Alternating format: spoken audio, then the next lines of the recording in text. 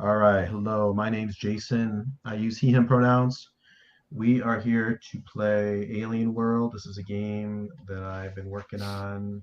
It's taking a lot of bits and pieces from various games that I like, the main one being Zombie World. We're playing a scenario called Haunted Station. We're in session 3 of 4. And that is the quick my little bit. Let's go around the table. Just introduce yourself and your character with your pronouns, and just jog your memory. What was a memorable moment from last session that you want to mention?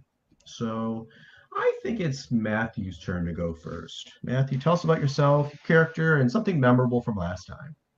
Yeah, I'm Matthew. I go by he, him pronouns. I'm a print and digital editor. I am playing Brooklyn, the medic today, and the memorable scenario. Well, we ended in a bit of a pickle there, right? So that's my memorable scenario to me, which is my fate, Brooklyn's fate, sort of like being suspended in the sense that he sensed something was funny with the two people escorting them, and uh, prematurely engaged in combat with them, I think. And now he's kind of losing his shit. Exactly. You're our first character to reach 5 stress, so you are overwhelmed. So what that means is that you need to do an overwhelmed move, which you can do in the moment. You need to do an overwhelmed move your very first opportunity, or I will take control of your character and have you do something stupid. So as we continue to go around the table and introduce some other stuff, let me point you, Matthew, towards the handout called or actually look under moves, and there's a move called overwhelmed. Take a look at that so that when we get back into the action, you will be ready to decide whether you want to make that move or not. Okay. So let me continue around the table. And next on my screen, going clockwise, is John. John, tell us about yourself and your character. If Hey, your mouth I'm isn't John. full, I know you're eating. Yeah, no problem. I'm John. I use he, him pronouns. Playing Melody, who uses she, her pronouns, which actually reminds me I should pull up Roll20. There we go. Let's see. My memorable moment was actually, I think it was Brooklyn talking to Quinn. Quinn got hurt trying to climb up the like ramshackle stairs to the next level. And Brooklyn had this great line about how it's good luck to be hurt early on because that means like you're set and you're going to be fine. And it just struck me as one of those moments of like what you'd hear from like a Scream movie where they're just very meta about it. Like, oh, well, you know, you're the first one hurt, so you're good to go. I don't know. It tickled me. Yep, that was real good. All right, and then Mark, tell us about yourself and your character. Hi, I'm Mark. I use he, him pronouns, and I am playing Quinn, who also uses he, him pronouns. Quinn was serving basically as as a gopher on board the lock before our ship was destroyed. And I think the thing that I remember last time that I remember specifically is right when all the stuff was going down with Brooklyn and those corporation folks, Melody had dragged Quinn into an office where there was this tiny little robot toy that was playing a tune. And when we got in there, Melody was temporarily mesmerized by something, and then some kind of almost a face hugging monster tried to attack Melody, but we did manage to escape. Can't remember. Did we set that on fire somehow, or was that my imagination? Okay, good. No. I thought we set the room on fire somehow, but good. Whew. All right, that's what I remember. If you slam the doors and its little fingers are trying to, reach you through the crack in the door. Yeah. Okay, great. Let's move on then. Talk a little bit about safety. We talked about this much more in our first session, but just remind everybody, we are using the Gauntlet Code of Conduct. Be generous, be kind to each other. We're using the open door. You can come and go as you please. We're using lines and veils. We have a handout to remind everybody. What we have lines on sexual violence, homophobia, and transphobia, and we have veils on torture. And then if everything else doesn't help you feel comfortable, we always have the X card. You can X card anything at any time. That is perfectly fine. We will work with it. I have decided to just wanted to let you guys know I decided to make one rule change. It's mostly a narrative type thing, but it does have some mechanical effect. I've added a part to this game called, introducing the 3-act structure, which I'm sure you're familiar with from stories and story writing. And we have moved into the 2nd act. So primarily, this is just a way for me and for us at the table to know that we're at that point in the story where the pace is going to pick up, and the story is going to develop at a more of a breakneck pace. Mechanically speaking, you're going to find that a lot of times, like when we had a new location and stuff, I'd go around the table and I'd ask you guys to introduce elements that you wanted to see in that setting. I'll be doing that a little less, just to increase the pace. But if you want to introduce something and I don't ask you, you can always jump in and say, hey, how about we add this to the scene? And I'll almost always say yes. Okay. So again, that's just a matter of trying to punch up the pace a little bit. In addition, when we enter the 2nd act, I get to draw 2 new threat cards. And whenever I draw a threat card, I'm going to get 2 threat cards because we're in the 2nd act. And guess what happens in the 3rd act? In the 3rd act, I'm going to draw 3 threat cards. And every time I draw a threat card, I'm going to draw 3 threat cards. So the amount of toys that I get is going to start to escalate. So let me go ahead and do that now. I'm going to deal myself my 2 cards for entering the 2nd act. Jason, deal. Let me see what I got.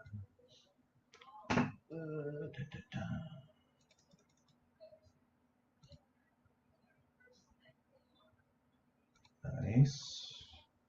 Okay. Let's start playing, unless there's any questions or comments. So let's review where we left off. So very quickly, we're in Titan Station, which used to be called Hanoi Station. It's made up of an outer ring and an inner ring, and the outer ring goes like around, like horizontally, I guess. And we describe the inner ring as going vertically. And usually when the station's working right, this outer ring will sort of slowly spin. I guess they both slowly spin. And the outer ring is still slowly spinning, but the inner ring has frozen. You guys have noticed that. It is a Weyland-Yutani registered colonial transit waypoint in 3 World Empire space. It is a corporate executive that's with you guys named Mitchell has made it very clear that he has a mission to get another one of the NPCs that's with you, Dr. Matsushita, to the administrator, the chief administrator of the station. He's very persistent about this. You also have heard rumors through the years that this place is some sort of religious sanctuary. You've gotten some hints that there's something called the Collective here. One of the NPCs, who now is, that Matthew tried to shoot. Prior to that, though, he described the Collective as some sort of insurgents that are hostile to the company. The station orbits a brown dwarf star, which has proven itself to be mysterious. There was a moment where Quinn was staring into the star and could swear that symbols were appearing in the gas of the star. And the symbols that you've also seen on other pieces of paper and books and stuff, and even in the code of the computer, So there's a hint of something going on there. These symbols we described as somewhat similar to this, just to kind of give it an image. You guys are civilians, you're space truckers that were coming here to the station primarily to have some adjustments made to your ship to allow it to carry live cargo. When you arrived, the station was silent. You just got static when you tried to contact them on the radio. So your crew decided to try to board the station on your shuttle and on your way to the station in your shuttle, your ship exploded, forcing you to have to land into a landing bay, which was deserted and half destroyed. You met some NPCs, three NPCs in sort of like a command room for the landing bay. That would be these three guys that are in the upper, all of our NPCs are sort of in the upper right of our main screen. There's a colonial marshal named Johns. There's a maintenance staffer named Melican. And there's an unconscious guy that they were providing medical aid to named Surya, who everybody, after kind of spending a little bit of time in that command room, you all decided, forcefully, Mitchell kind of drove Johns to agree to take you to this corporate administrator. You moved through various corridors that were shown signs of a lot of damage, of explosions, of fires, just a lot of wreckage. And it passed through a lot of office areas, and carrying this guy Surya, who remained unconscious, and eventually got to sort of a garden area, like a wide open garden area that was really tall, like 50 feet high, and it's all covered in like vines on the walls, and there's all sort of planters and like concrete benches like for sitting, and presumably it was used by staff to relax or eat their lunches or have some sort of meetings with their friends or whatnot.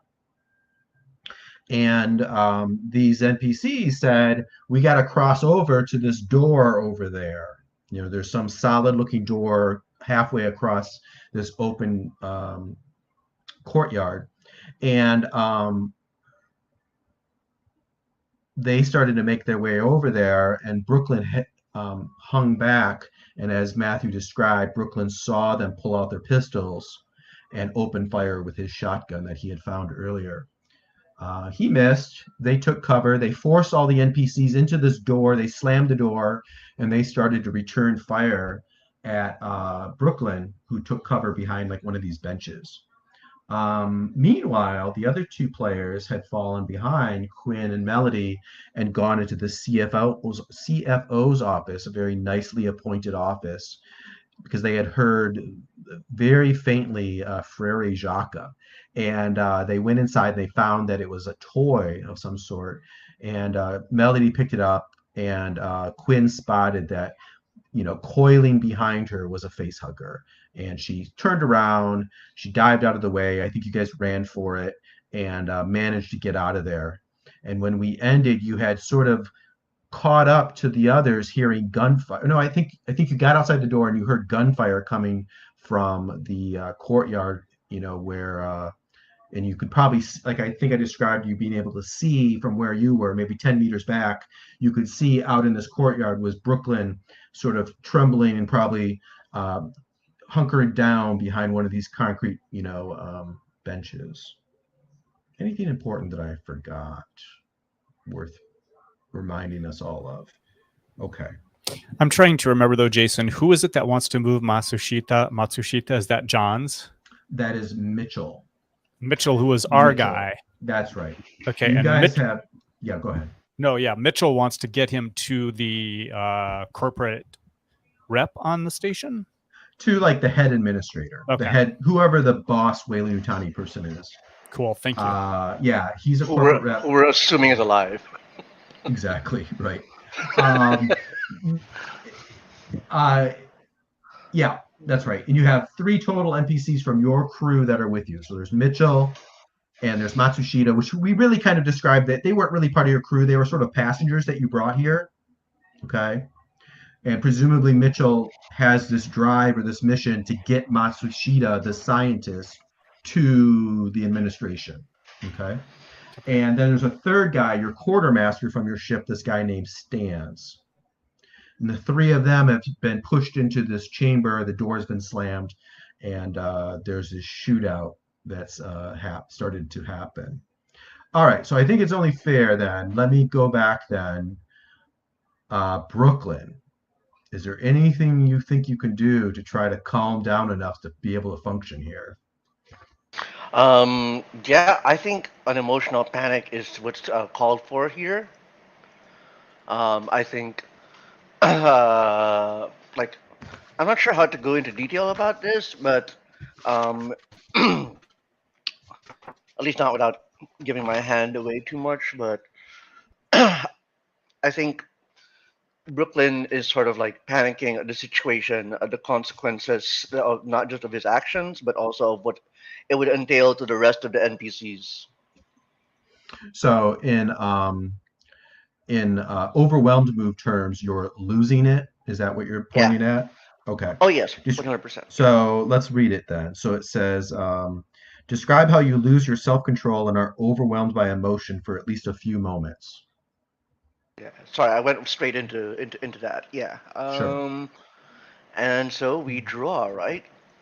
Yeah, describe what kind of emotion are you? Let me at least get this on the table. What kind of emotion are you? Do we see you losing control of? Is it fear? Is it anger? Is it are you crying? Like what do we see you doing?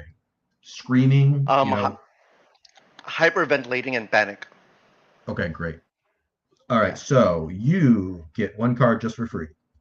You get, we say in this move, it says use expertise that would help you pull yourself back together after your emotional outburst.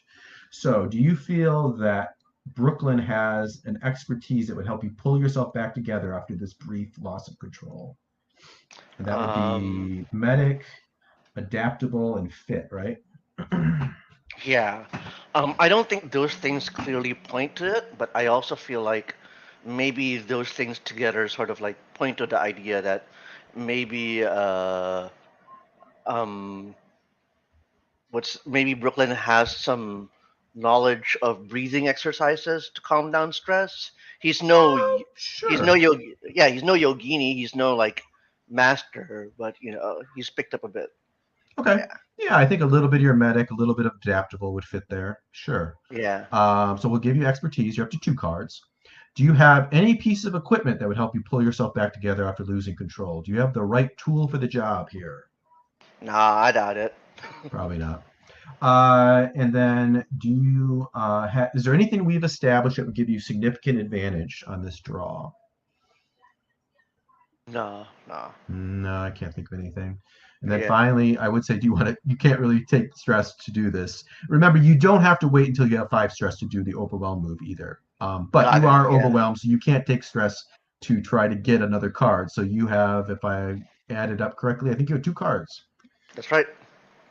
So when you are ready, go ahead and take 2. Remember, you guys I'm ready. always just draw the resolution card. Mm-hmm. Edge and miss. Okay, great. All right, draw. On a hit, you clear 1 stress. So you can go ahead and remove a stress. On a triumph, you would have cleared all your stress. On a miss, you clear once for blah, blah, blah. All right, and then we go to consequences. Choose one of the following. On an edge, the GM then chooses one. So there's a list there of consequences. There's 1, 2, 3, 4, 5, 6, 7, 8, 9 things. You choose one, and then I choose one. For our audience at home, I'll read through them. Narrate how your actions upset another. They mark stress. Narrate how you are ashamed. You cannot use your words to gain impact at anyone witnessing your actions for the rest of the session. You can't come out of it. You can only walk and talk until someone calms you down. You are out of sorts. Any threat introduced in this scene will force you to stare into the void. Narrate how you made a lot of noise. The GM draws threat. Your mind is muddled. Others may manipulate you with significant advantage until a narratively appropriate period of time passes. Narrate how you lose something important. Narrate how you suffer a hurt, or narrate how someone else suffers a hurt. All right. Now I just want to ask, like, because I, oh, am I muted? Nope, you're good. All right. Yeah. So I'm not familiar with the expression. I don't know if it's like an English or a European or American expression. You are out of sorts. What does that mean? Means like you're all like, how when you're really stressed out and then afterwards you just feel shaky and like off, like you're muddled. Do you know that word muddled? Um, I don't know if that strikes a chord with you, but that's how I would explain it. Well, at least I have the mechanical part to guide it into, but I just want to Sure. be clear on that one. Yeah, Yeah, which like is I any said, it's stress like reduced I to don't know. You other guys have another way of explaining that if you understand what I'm getting at. Um, like I said, for me, it's like when I have a really stressful experience. During it, I might be able to pull myself together, but afterwards, I feel like, I like my mind's not focused. I'm fidgety and shaky. Sort of that aftermath of being stressed out. You know what I mean? I don't know if you've had it Yeah. before, but okay. Anyways, is that you want to go with that one? Yeah, let's go with that. Any threat Okay. introduced in the scene will force you to stare into the void. Okay. You are out of sorts. Okay. Yeah, I guess I have two ones. I have one that says your mind is muddled, and the other one's you're out of sorts. All right. So they both are kind of capturing that thing, but mechanically, I guess the impact's a little different. You are out of sorts. Okay, I'm gonna make a note of that for Brooklyn. And then I get to choose one. I'm going to say you get shot in, it's just a glancing blow, a flesh wound, as they say, in your shoulder.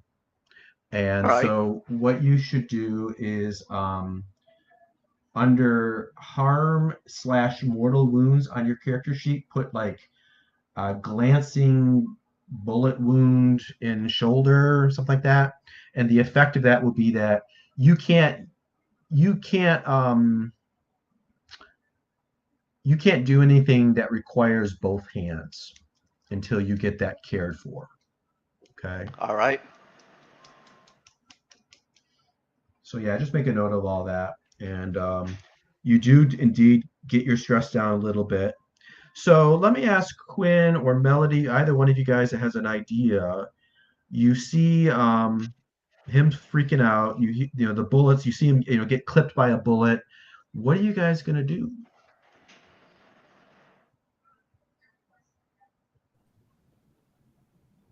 Quinn, you want to go first? I think that Quinn starts moving up, taking cover, moving up toward Brooklyn. Mm-hmm. And as he gets there, he says, "Damn, Brooklyn, that's a new record for pissing people off." And And I'm flipping a card. Oh, okay. Let me take you back to this. I have a little battle map that I made up to show this better, but let me take you back to tabletop since you're ready to flip a card. How do I just drop it on the agenda? Yeah, and then you right click it and it should have like flip card. doink? There you go. So go ahead and read that for us so our thousands of fans can know what we just flipped. Jesus. Oh, that's hilarious. Comic relief.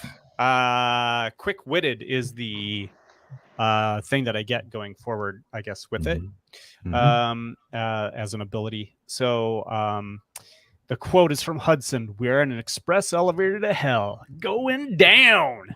Reveal this card when you tell a joke after something horrible happened.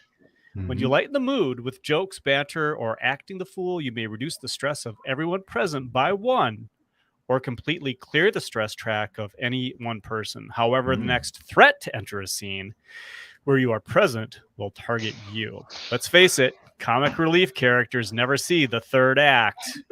Reduce your stress by 1 whenever someone tells you to shut the hell up. And you win if you get everyone at the table to laugh or crack a big smile at least once. There you go. Okay, so and just kind of drag that card onto your mat, wherever that is. Cabinet. Just so where are you? Yeah, you're Right. down the bottom left, aren't you? Yep. Okay. So great. So now everybody knows that about you. You're a funny guy. And as you alluded to, you have two. When we talk about expertise, you now have 2 new expertise. You have comic relief and you have quick-witted. Oh, right? Cool. Okay, so cool. you can use those same as you're using for your roll card. Do you want to activate that special power of yours? Do you want to reduce everyone's stress by 1 or any one character's stress by all of it? So Matthew, did your stress go down by 1? Did Yes. Brooklyn's? Okay, so yes. Yeah. So go ahead and remove one of those red boxes when you get a chance, Matthew. So let's I've reduce got off. everyone's by 1. You want to remove All everybody right. by 1? Okay. Yeah. Nice. So yeah, everybody go ahead and reduce your stress by 1. Great. Does that include myself or negative? Yeah, I think so. Cool. Yeah. I think that's my intention. I should probably make that more clear. Okay, and let me make a note now. Quinn will Well, be even if you the target for the next threat. Even if it didn't clear your stress, Quinn, we would have just told you to shut the hell up. Well, you can do that too. Yeah. In fact, if both of you tell me to shut the hell up, Yeah, probably. We can. I don't know if it stacks. That's not how. You guys can abuse this, sure. This sounds like a D&D like exploit already. Yeah. Waiting to happen. There's some exploit here. Okay. I'll have to tighten it up. Can only Great. happen once per round. And if you survive, it sounds like you're already going to win because I think everyone smiled and just laughed already several times with just the introduction of the card. And remember, the whole thing about winning, nobody wins. There's no awards or anything, but it's just to help you drive you to what you're supposed to do because of this card. Okay, great. All right, and then what about Melody? What's Melody do? There's a shootout going on here.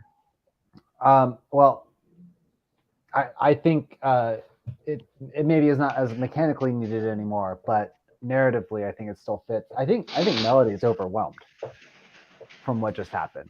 Sure.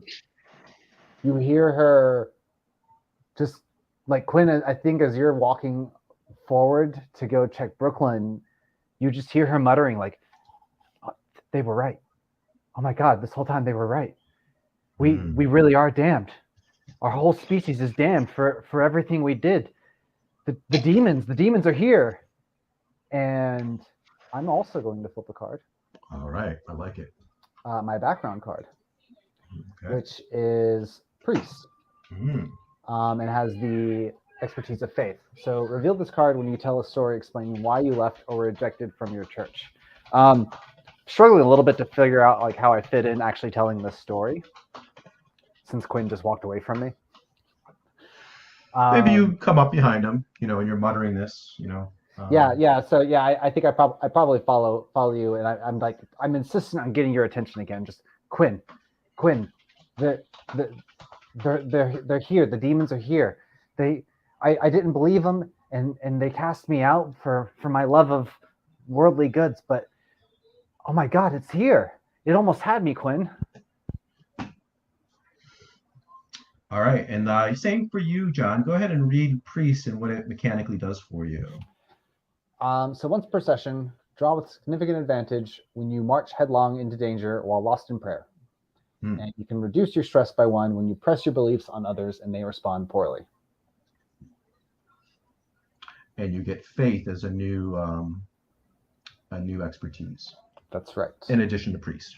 Okay. So I was trying to trigger the overwhelmed move. I might be trying to do too much at once. No, I think you're doing it. That sounds like the lose control too. Is that the losing it? Lose it, yeah. Okay.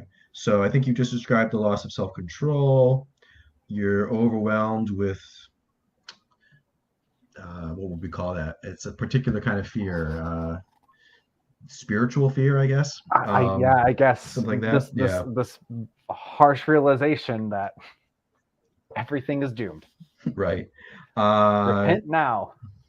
So expertise. Do you have an expertise that would help pull you out after your emotional outburst? I mean, I think it's actually the faith expertise, because I think I'm like coming back to this part of me I had left behind and saying, no, I need to take ownership of that again. Yeah, I agree.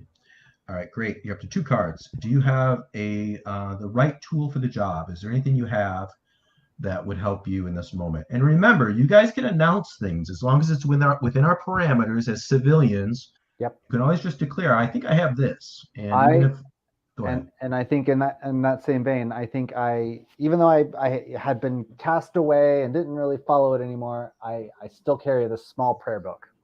Okay. Yep, I think that works. So go ahead and add that to your gear. That'll give you a 3rd card. Do you have anything that would give you significant advantage? Anything we've established? No, I don't think so. No, I can't think of anything. And then finally, since you're not totally stressed out, you can take a stress to do this draw if you want. You can push yourself. No, I don't think I will. Yeah, it's a risky thing to do. So what did we say? 3 cards? Yeah. And it looks like I've recalled and shuffled, so when you're ready, go ahead. All right. Edge. Miss. Come on. Ooh, there it is. Triumph. Triumph. All right, so on a hit, you clear 1 stress, but on a triumph, you clear all your stress. In addition, you still have to choose 1 from the consequences, but I don't get to choose 1. Just you choose 1 of those from that bullet list. Let me pull that up again. I had Yeah. closed it for a second. Here we go. You can narrate. Go ahead. Where's the one? I swear I saw one earlier that I wanted to choose. Oh, here it is. Narrate how you made a lot of noise. The GM draws a threat. Yeah. So you're yelling this stuff, right? I'm just like yelling in Quinn's ear. Quinn, Yeah. no, you have to listen to me. That was a demon. This is important. All right. So let me go ahead and get my cards then. I get to draw a threat because we're in Act 2. I get to draw 2 threat cards. All right. Let me see what I got this time. Okay. Great. Yeah. All right. Okay, so you're pinned down, Brooklyn, but you pulled your shit together enough to do something. They're firing at you. It looks like they're trying to they haven't seen. Well, now they probably. Well, yeah, I think narratively, I think they probably heard now. Melody and Quinn making this noise, especially Melody. And here's that map I was talking about. So Brooklyn, you're kind of in the middle here of this courtyard. These green rectangles, those are like the benches or the planters or whatever they might be. And your opponents are these 2 orange circles that are kind of near this door. That's where your comrades were forced to go into. Meanwhile, Quinn and Melody are, kind of like off to the side a little bit, peeking around this corner. So let me go back to you, Brooklyn. So I think Johns is trying to sneak around this way, trying to get a bead, trying to get around to your flank, so to speak. And Melican has taken cover and he's going to start trying to shoot Quinn and Melody. But what do you want to do? I'm thinking maybe as Johns and Melican sort of move around to close the distance with Melody and Quinn, I believe.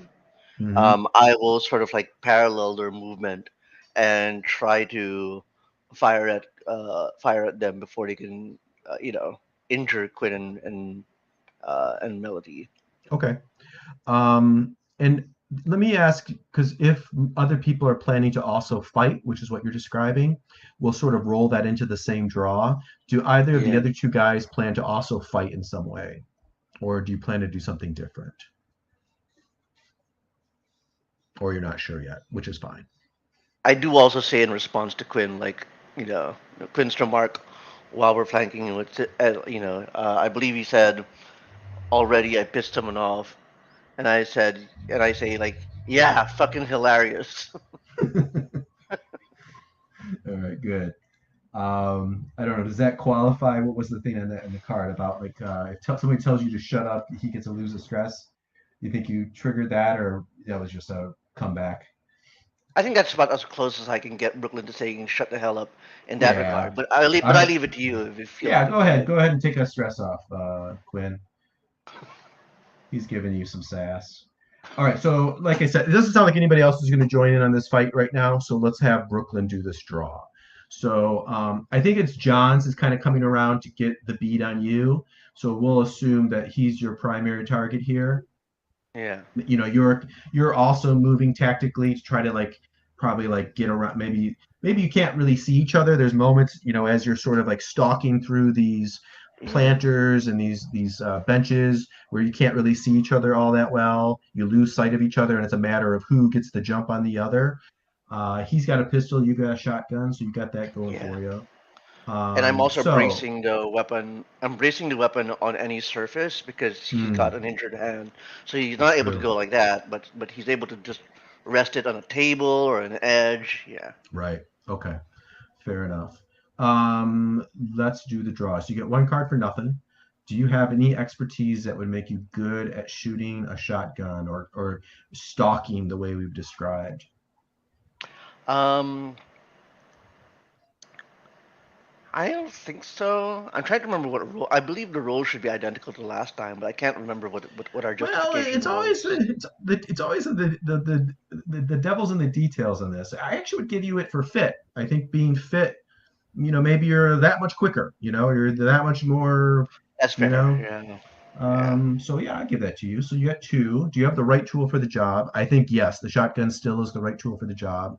Got it. However, you can't use both hands, so I don't think you can use it as effectively. So I'm going to take it away from you because of your injury. Sure. Sounds So good. I give and I take. So Like the Lord. alternatively, if you wanted to shoulder your shotgun and use Falade's knife that we described you getting instead, then I would give you that card for the right tool for the job. You know what? Um, I think makes that's more interesting dramatically because having recovered from losing his cool, I do think that Brooklyn would attempt to get close and personal with at least one of them. Sure. So Yeah. we see you drawing this very fancy, very high quality blade. It has that little bit of that little sound that you get when you're in movies when they pull out a knife. Okay.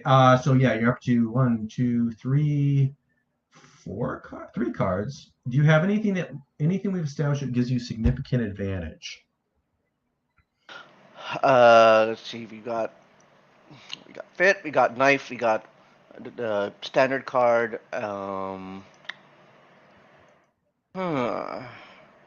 I don't think Like, so. I think uh, if you would have had like surprise or something that would fit here, but yeah, I think you've lost that.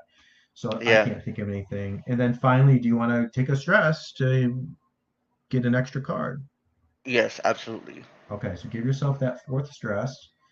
I'm going And for let a me Milliken. see, one, two, three, four cards, and you're going at John's. John's was the one that was trying to stalk you, and you're counter stalking. So when you're ready, All right, did I recall and shuffle? Looks like I did. So yeah, go ahead and draw four cards. all right. Here That's we go. that's the most you can get. Triumph, bam. Okay, so you got the Triumph and an triumph. edge. Yep. So the triumph is as good as it gets. So you're doing the move called fight. So when you fight, you also gain a stress. So give yourself stress just for that too. I forgot to mention that. Oh, dang. Um, Okay. We you know what? tapped out again, Jesus. You know what? Skip that part. That's my bad. I should have made that clear. So don't take a stress. Just stay at four. That's good. Okay. On a hit, you exchange harm as established. But then you get to choose from a pick list. If you got an edge, you choose two. On a triumph, you choose three. There's a pick list under fight, which is a peril move. The pick list has you drive the threat off, you suffer little harm, you cause great harm, you keep cool and reduce your stress by one, you avoid collateral damage, you occupy the threat's attention long enough so that anyone else not engaged in the fight may successfully hide or run without needing to draw. So there are one, two, three, four, five, six things, and you get to choose three of those. Choose three. All right. Um,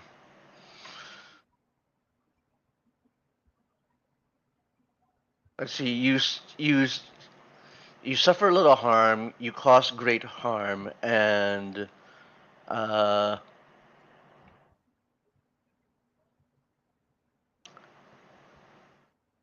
I'd say you keep cool and reduce your stress by one. Okay, so go ahead and take a stress box off. I think, given our fiction, I think you get to jump on John's, um, make it as gruesome as you want, or as detailed as you want, or we can just fade to black on it. But how do you end up killing him? Because you're going to kill him with your knife, with Falade's knife. I think if you're stalking, Brooklyn sort of goes from behind, and I don't want to get into too much detail about this, not, but like, uh, stabs him from the lower back, and is able to push him over onto the ground before he can take further action or make any noise. Okay. Sounds about right. I think just for dramatic purposes, I think, as you get up to him and you kill him, his last words, he spits out some blood or something, and he says, like, now I am free. You will be free soon too. Free yourself, free them, free the others. And then he dies. Oh, I hate when they do that. Yeah. When they embrace death. Jesus. And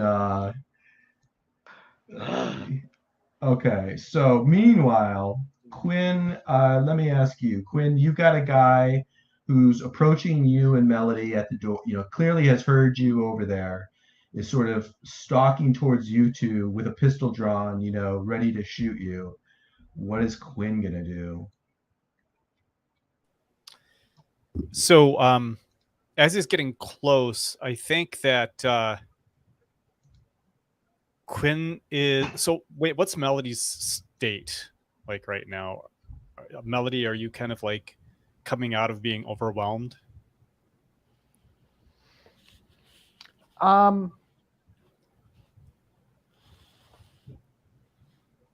That's a great question. I want to say no, but yes. Okay. Still overwhelmed? But no. Mechanically, no, she's not. She had her moment. She pulled it together, and now she's okay. All right. She's still rambling, but you can see that like she registers what's happening. I think that Quinn is kind of trying to go back into the corridor and pushing Melody in that direction. He grabs his flask of coffee, which looks, it's like this. It's metallic, and he's going to try to trick Melican, who's coming after him. So he rolls it around the corner and shouts, "Grenade!"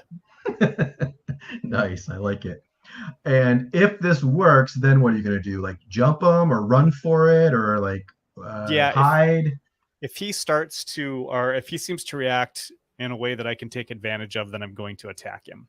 Okay. I'm going to try to subdue him, though, so we can try to talk to him about what the hell is going on. Okay. All right. Let's see then. So this is a fight then. I think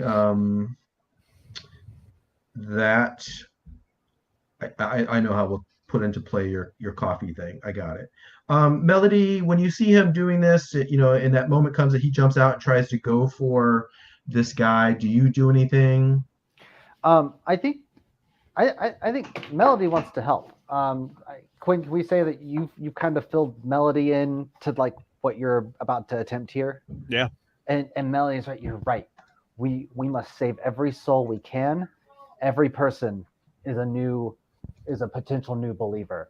We should subdue them and tell them the truth. So Melody's in. Melody's here to help. Okay, great. Quinn says, "Yeah, that's some crazy shit, and we'll talk later." All right, that's funny, but I'm not going to give you a stress relief. Oh, that's okay. You guys already mined that one pretty well. Yeah. We'll wait until you face the music, and then we'll recharge that one. Okay, so fight. When you fight, you gain 1 stress and draw. So Quinn, go ahead and take a stress. Okay. Even before you draw, you just get a stress. Fighting stressful no matter what. Okay, hold on a sec. I'm on select. Oh, I'm just selecting the wrong one. There we go. Okay. And you get 1 card for nothing. Do you have an expertise that would help you do what you described? So possibly quick-witted or psychology. Absolutely. Either one's perfect. Okay. 2 cards. Do you have the right tool for the job? The coffee's not the right tool for the job, but I'm going to give that to you for significant advantage. Cool. Okay. So in addition to the coffee, do you have anything else that would be the right tool for the job? I do not. No, I don't think so. So you've got 3 cards. Do you want to take yet another stress to get that 4th card? No, because I'll be overwhelmed. Okay. All right. So let's go ahead and draw. And then I think we're set up for Melody to help if needed. Okay. So what did we say? 3 cards? 3 so cards. Go ahead and draw when you are ready. Okay. Miss. Edge. Miss. All right. Okay. So Melody, you want to take a stress to try to hunt for an opportunity or a triumph? Yeah. Yeah. Now, because Quinn now has 2 cards showing, you take 1 stress, but then you get to draw 2 cards to try to help him. Okay. Perfect. I'll do mine. So we down leave those here. 3 on the table and we add 2 more. That's a miss. Opportunity. Opportunity. So you're trying to help. Remember, you can always hinder. So you could have, like, if you wanted, you could take your miss and replace the edge and leave them with just 3 misses. Just to lay that out there if that moment comes. But you're gonna use your opportunity to replace one of the misses, presumably. Yeah. So then we go back to Quinn, and Quinn, do you want to then go with the opportunity card, or do you want to go with the edge card? And remember, opportunity is a triumph if you spend a stress. Otherwise, it's a miss. So really, your choice is get a triumph, but take a stress, or get an edge on fight. What does the edge do? Well, on both cases, they're both a hit. So in this case, it's a hit with a complication.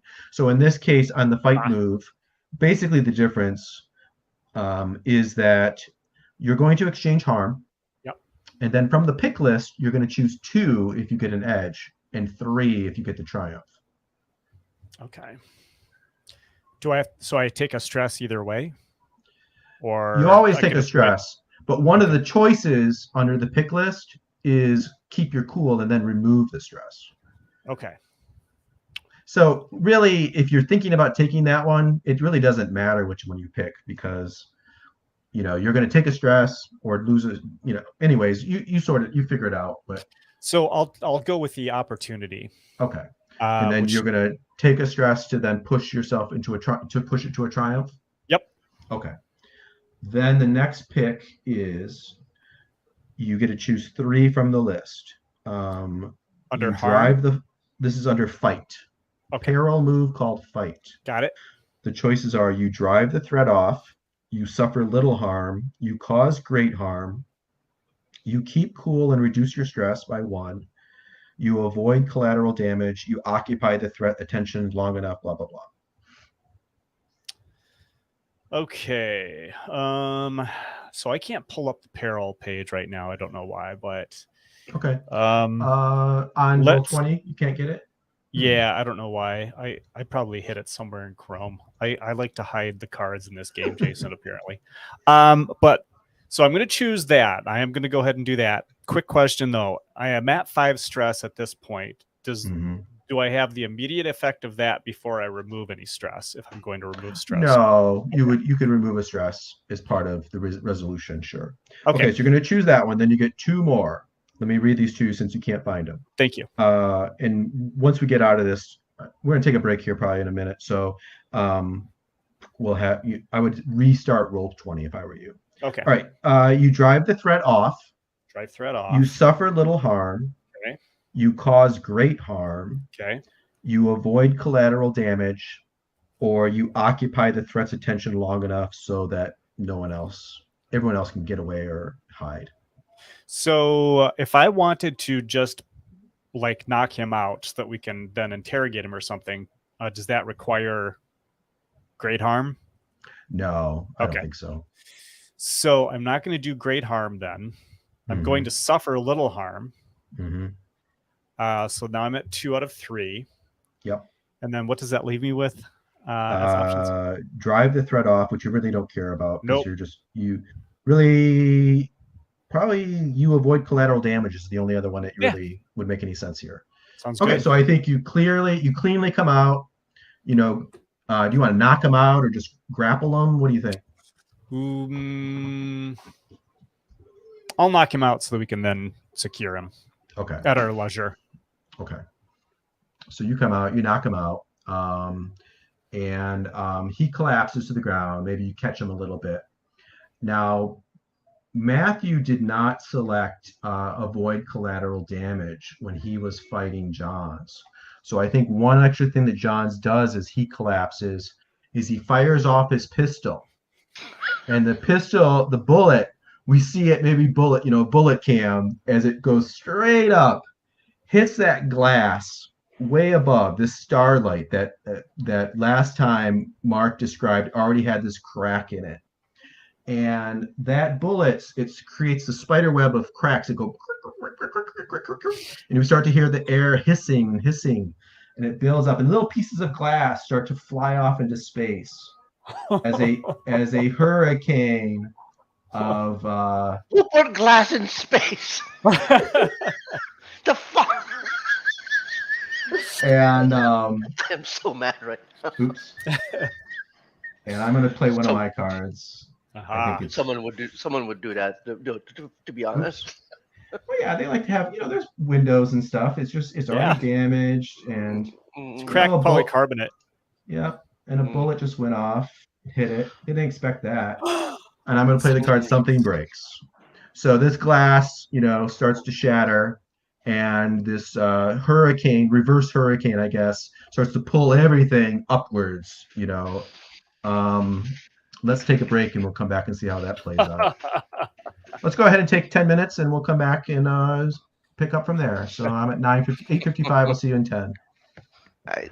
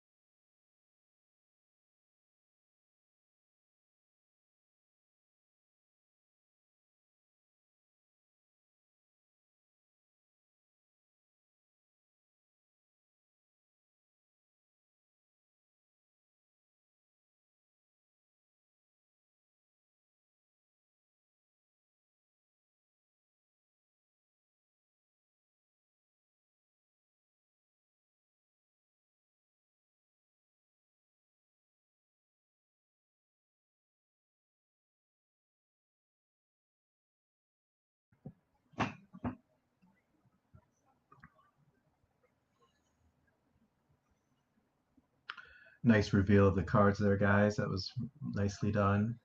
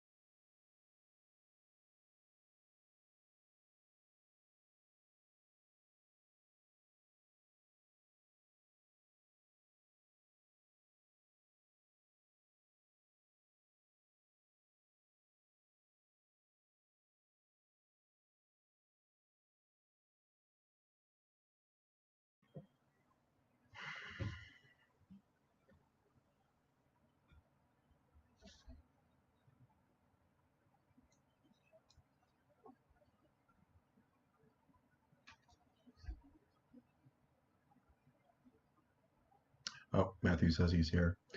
All right, so like we described, so suddenly there's a typhoon. Everything starts to be pulled. All these leaves and trees and stuff start getting pulled out of the soil up into the air. You're feeling pushed up in there.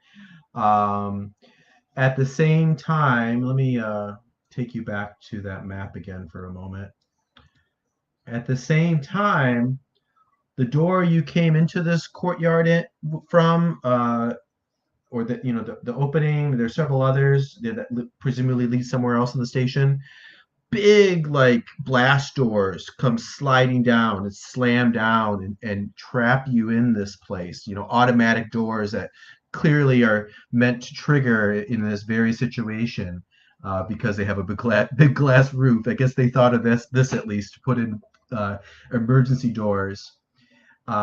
Presumably, the only way out of here is to pull yourself to that solid closed door that your comrades were forced to go through. And it appears to have it's like a mechanical door. It has like a latch or something that you can slide it open if you can make your way over there. I'm assuming everybody's going to try to push against this this wind and try to get to that door. But tell me if you have an alternative plan. And I don't hear one, so I think that's what happens. I think this is a matter of the person who's probably going to have the least most likely to fail is going to be the one that's going to have to make a draw here to see if they face some consequences. Um, let me ask first. Let me ask you, Quinn. Do you want to try to grab onto your prisoner and drag him along with you, or does he go flying out into space? That would be Melican.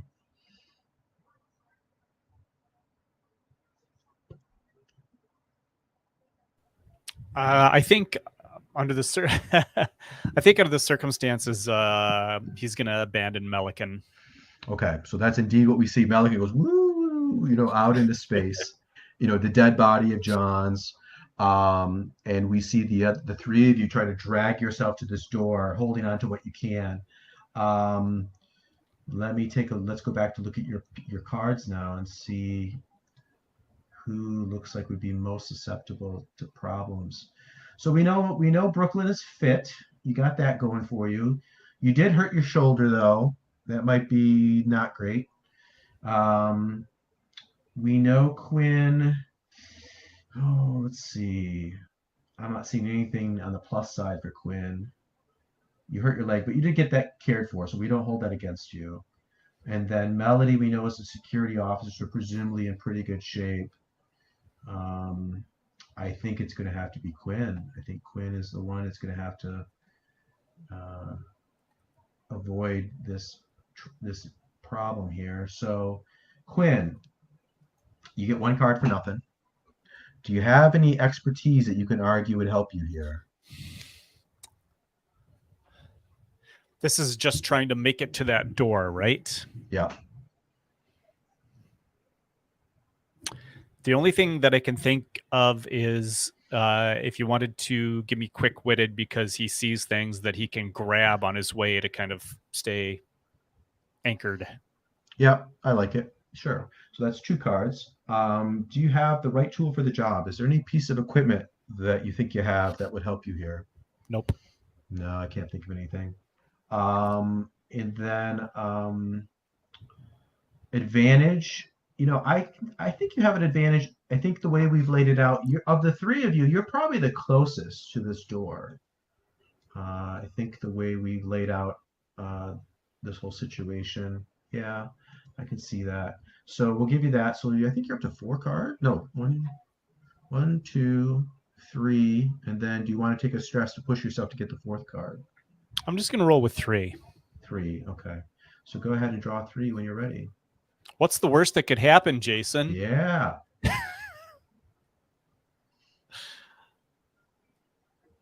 All right.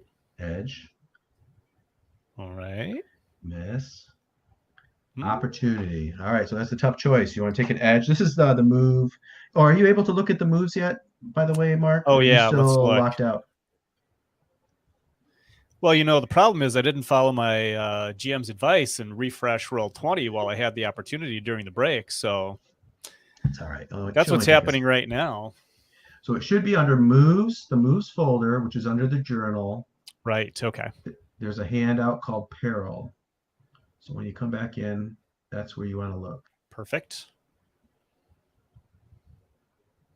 Okay. Moves, Journal, peril. moves, there it is. Got peril. it. Great. And Okay. this is the move. Face adversity. Okay. Trigger this move when you're trying something dangerous. So you're on a hit, you're going to succeed. On an edge, you succeed, but the GM chooses a cost. So you can take the edge, and then I choose one of the things that happen. But you're going to succeed. You're going to get to this door, but you're just going to face some consequence. Or you can turn the opportunity into a triumph and not have any consequence at all, but it costs you a stress. I guess let's have let's go with the edge so that we get so you get to choose something to do something. Okay, that sounds fun. Okay, great. Let's see. I can give you. You can gain stress. You can lose or break something. Something else could complicate the situation. Someone reacts badly to your actions, or you take too long or make too much noise.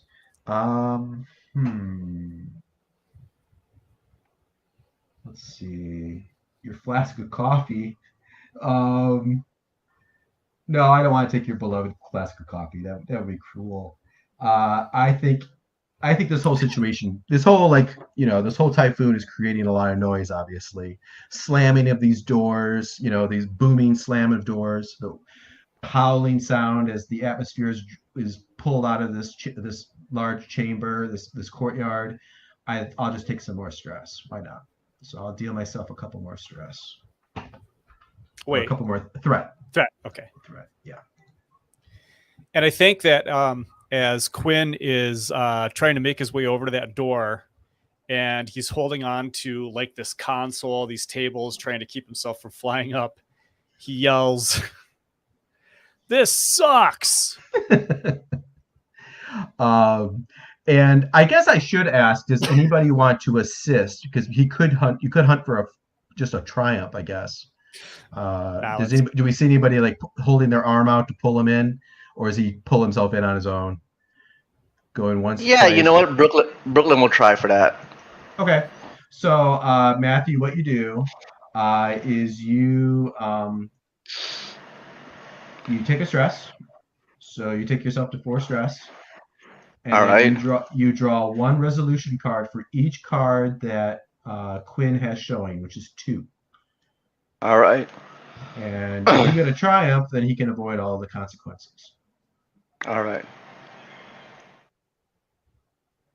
There's 2 cards, and if I don't, go ahead. Yeah. Anyway, let's just draw first. Resolution, an edge, and an edge. Okay, so that doesn't help. The only thing that would have made it any different is if you got a triumph and you did it. Yeah. So we you still help him. We see you pull him in there. You're the last one in, Quinn. You get pulled through this door into this dark room into our next location. The door slams and you're in this dark room. Let us go to let me recall and shuffle first. Recall, shuffle. Actually, let me shuffle this let me recall my threat card that I used. Recall and shuffle. Okay. The three of you have been pulled through this solid door into a dimly lit room. It only has the red emergency lights that we've described in the station. Main power is out. There's only a few dim lights in this room, and what you see is that you're in a shaft again, a tall shaft. It's not nearly as big. It's only about maybe 5 meters across. It's a hexagonal room. It's got six sides, and it's about five meters across. And there's no other exits out of here, but there's ladders on the north, south, east, and west walls. There are ladders in place onto the wall that go upwards, and you look up and you can see it goes way up, and maybe lit with a couple red lights, maybe some white lights to make it clear. There's some sort of, like, like on submarines they have those hatches that you twist the wheel to open it up. One of those is way up there, 50 feet or so up, and that's the good stuff that you see. Then there's What's the bad stuff? yeah, now for the bad stuff. So your compadres are in here. Mitchell and Matsushita and Stans and that guy that was unconscious. We'll start with him. You still haven't really learned his name, but we know from the credits that his name is Surya. So Surya is dressed in sort of civilian jumpsuit. He's laying on the ground. Okay, he's still unconscious, but he seems to be kind of starting to move a little bit, like he's coming to. Stans is lying up against one of the other walls nearby. And remember that spidery crab thing that was chasing you and Quinn, Melody? Well, one of these is on his face. It's covering his face. It's got that thick muscular tail wrapped around his throat. And he seems to be breathing somehow, though. You can see his chest moving, and he seems otherwise to be out of it or not moving about, in some sort of coma, I suppose. He's lying on the ground. And then up against the far wall is Matsushita behind Mitchell. Mitchell is sort of shielding Matsushita, and Matsushita is looking around Mitchell, really curious, curious of what you guys are doing, what's going on with Stans. And Mitchell is clearly guarding him, has a pistol out and is pointing it around and looking around. He's still got his sunglasses on, strangely enough. Against on the walls of this shaft, there's this black resin covering almost all the surfaces. And maybe on a couple of the walls, and you see there's other ones, as the shaft goes up, there are lots of vents that they're called iris vents. You see them in the original Alien movie, and you also see them in Alien Isolation. They look like, I got a picture of them here somewhere. Here it is. These iris vents. So they have this metal that sort of comes in and it's creates this barrier with these sharp pieces of metal. It's totally, in the real world, it would be totally a very inefficient way to block an opening, but it's cool, right? So there's these Ray calls those sphincters. Yeah, I've described that too. I saw somebody call them iris, which seems a more sophisticated word for it. Yeah. And so there's a bunch of these vents, and they are closed, probably similarly to the doors slamming, the vacuum event, that was triggered out in the garden has caused all of these to close. You see also when looking around that maybe you don't see it as much as you hear it, but you hear moaning, like low moans of people in pain or maybe just delirious, coming from like different spots going up this shaft, this resin covered shaft. So this is all pretty freaky. If you're not already at 5 stress, take a stress. If you're at 5 stress, you need to do an overwhelmed thing immediately, or I'm going to have you do something. So take a look at that. Ask me any. Oops, let me get you back to the right spot. So Mitchell, he immediately says, we've got to get Matsushita out of here. Anybody jump in or anybody do anything here? I see that Brooklyn's stressed out. I see that Quinn is stressed out. Melody's doing good.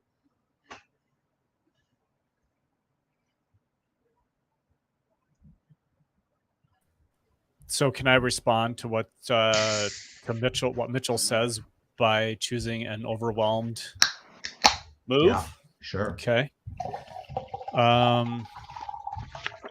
There's one called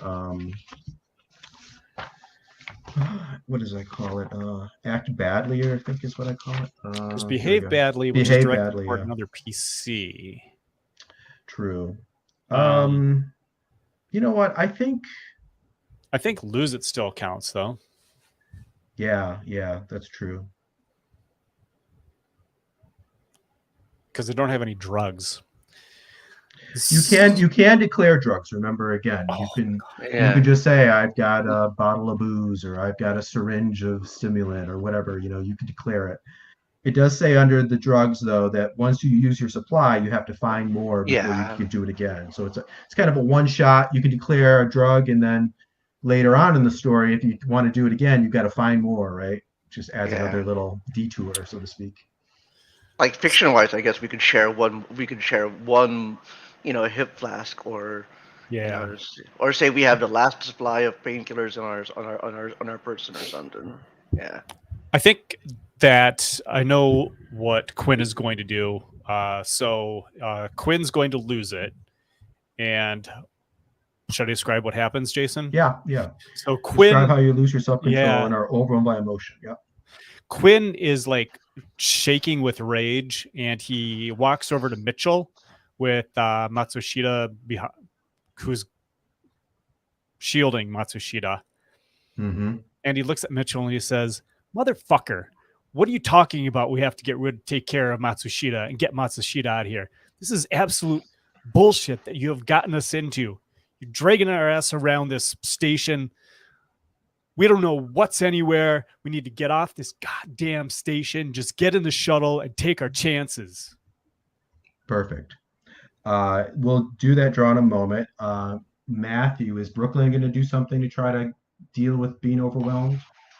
Yeah, I think he fishes around in his pockets and he finds like the last of his Benzies. He hasn't had the opportunity to refill it since their last trip from one station to another. So, he pops them. And just to get it established, is Melody doing anything in particular as these two have these reactions? I was going to attempt to calm someone down. Okay. Why not? You see these chicken wrecks. Yeah, let's see how they do on their draws, and that'll help you know who maybe you need to help, right? Yeah. Perfect. So let's do it in order then. So we'll go back to Quinn. So let's do the draw, and then we'll role play Mitchell's reaction a little bit and see how that plays out. Because you're getting mad at Mitchell, right? Not Matsushita, right? Mitchell. Okay. So you get one card for nothing. Okay. Do you have for lose it, use expertise that would help you pull yourself back together after your emotional outburst? Do you think you have anything that would fit there? Yeah, psychology. Yeah. On some level, that's still running. Yeah, That's maybe we see you mouthing, counting to 10 after you have your outburst, try to calm yourself for just a moment. Perfect. That's two cards. Do you have the right tool for the job? Do we see you have anything? No. No, I can't think of anything either. Is there anything we've established that would give you advantage here? The advantage in calming myself down. Exactly. No, I've already kind of fired on it for psychology. I'm already using it, so nothing else. Yeah. Okay. And then finally, do you want to take a stress to try to get your stress down? I'm already stressed you out. Can't, yeah, you can't. You don't even have that choice. So I think if I did the math correct, you have 2 cards. That's what I saw. All right, here we go. Card the first. Opportunity. Okay, so. Oh, an edge. Well, opportunity you can't really use because you don't have any stress to burn, so right. It's a miss. So really, you're stuck with edge. Yep. So on a hit, you do clear 1 stress. Okay. Cool. Then we go to consequences. So on an edge, you choose 1 of the consequences, and then I will choose 1. Okay. Cool. Narrate how your actions upset another. They mark stress. Narrate how you are ashamed. Cannot use your words to gain impact on anyone witnessing your actions for the rest of the session. You can't come out of it. You can only walk and talk until someone calms you down. You are out of sorts. If a threat is introduced, you have to stare into the void. Make a lot of noise. Your mind is muddled. You lose something. You suffer a hurt, or someone else suffers a hurt.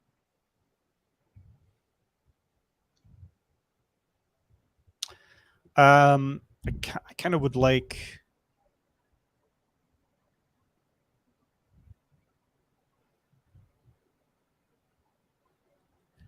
You can't come out of it.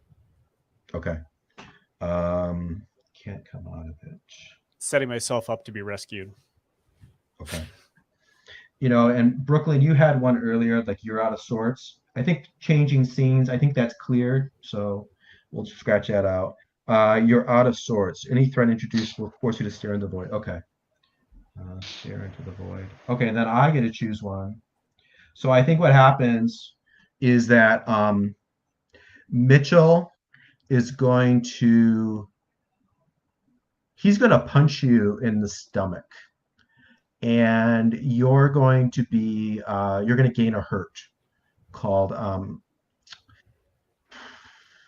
gut punch. Gut punch. You're winded. We'll say basically, I don't know how you want to. But basically, when we go through and we're like, who would be most susceptible in the situation? Mm-hmm. If it has anything to do with endurance or like breathing, Sure. It's going to be you. Copy that. So you're just put winded. We'll figure out the rest as we go. Got it. All right. So he punches you and he says, "Pull yourself together. I've got a mission. We've got a mission." And you hear, let's do Matthew's draw too before we move on. So Matthew, you were going to, you're going to take some benzos. Are they pills or like a syringe? What do you think it looks like? I think they're pills, benzodiazepine, like the Xanax, in that category of like, anti-anxiety or antidepressant medication. And I think the real risk here, anyway, so we take 1 for nothing and 1 for having what's needed to calm down, and I think another 1 for fit because I think there's a real risk when taking this kind of medication that you can end up being strung out, if not take a long ass nap. But in Brooklyn's case, he's sort of like he still feels the effects, he still feels numbed by them, but it's not enough for him to have to lie down and take 20. So what I'm going to do is I'm going to say you get 1 card for nothing. You get 1 card because you're fit for expertise. because you're a medic, I'm going to say you have really good benzodiazepines. Like you have, pills that are, perfectly built or developed, for this situation to help you without, wiping you out. So we'll give you that advantage. So you're up to 3. Significant advantage, I can't think of anything. And then finally, you can't take stress in this situation to remove stress. So you've got 3 cards. So when you're ready, go ahead and draw 3 cards. All right. Miss, and Oh, miss. looking great. Oh, edge. Good. All right. So you can clear 1 stress. And then you have to choose 1 from the consequence list, and then I will choose 1 also. Sure. For the consequence list, I choose. Uh, I think I want to go back to you are out of sorts. Any threat introduced in the scene will force you to stare into the void. You want to take that one? Okay. So you're back to being out of sorts. Yeah. You are out of sorts. Give me that void, baby. Yep.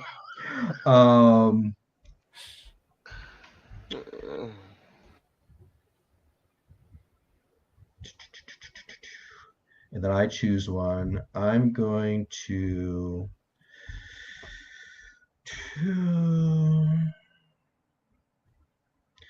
say you can't come out of it. You can only walk and talk until someone calms you down, and that might lead right into maybe what Melody was looking to do. So they both, have bad results. Quinn gets punched in the stomach. Brooklyn seems to be spaced out, after swallowing some pills. Melody, who do you turn to, and what do you say or do to try to calm them down? Walk and talk. That's a default state of an Aaron Sorkin character. Sorry, I just had to do it. Sure. This is the safety move called calm someone down. Go ahead, Melody. I think I'm going to calm down Brooklyn. Okay. It says share a story with a focus of using it to calm someone and draw. So tell us what you share with Brooklyn that might help calm him or calm them, but also tells us a little bit more about Melody. It develops your character. Yeah, I think Melody walks up to him and just sort of earlier in the movie, right, we saw Brooklyn and what was her name, the captain, have a moment of holding hands, and Melody walks up and grabs Brooklyn's hand, but it's in a very different manner. It's in a very the word's escaping me, but just very caring and says, Brooklyn, come back to me now. Brooklyn, I need you here right now. You need to stay with us, Brooklyn. We're counting on you. You're always a rock for us. Remember that time when we thought the ship was just, we weren't going to make it out? You were steady then. You need to be steady now. And I think you kind of see like his pupils kind of we zoom in and there's the pupils tightening back up as he sort of comes back to it. What do you think this tells us, or do you need to add a little more that tells us something about Melody? Yeah, I was trying to convey Melody's respect for Brooklyn. Oh, okay. That's good then. I think. Yeah, making that clear. Okay, that's perfect. Yeah. And then we draw. So you get 1 card for nothing. Do you have an expertise that would help you calm him down?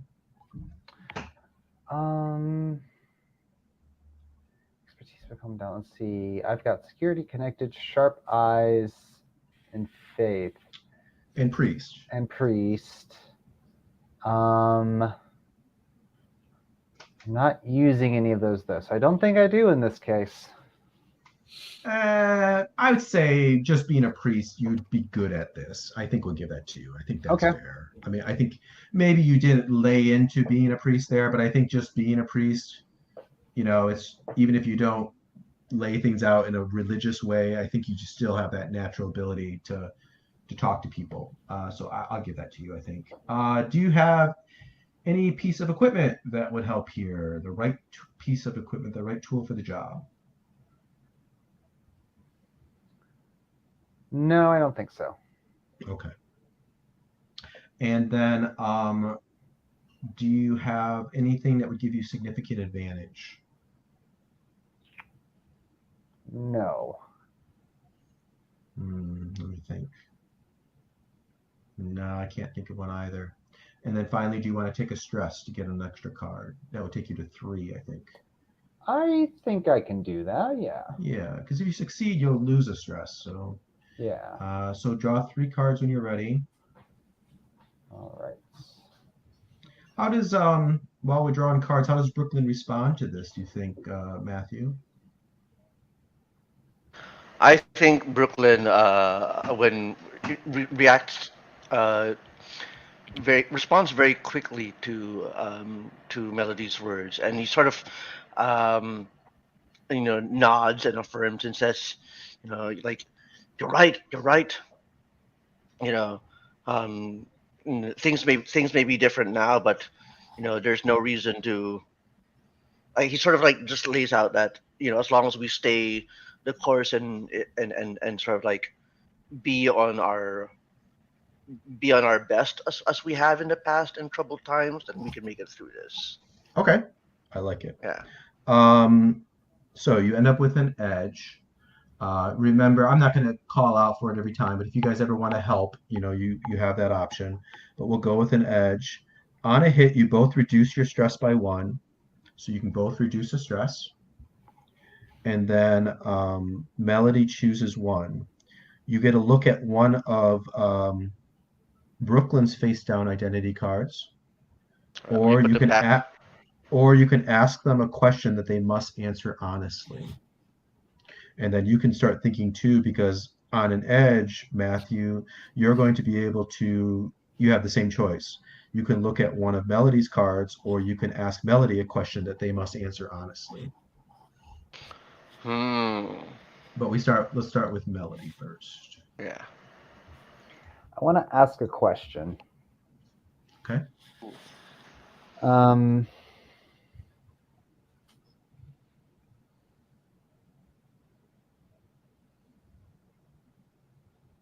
the questions I'm thinking of, I'm really stuck between like trying to ask a question that helps me, the player, versus just an interesting question to ask. I'd go with your first instinct. I think that's probably the best way to go. So remember, he has to be honest. Mm-hmm.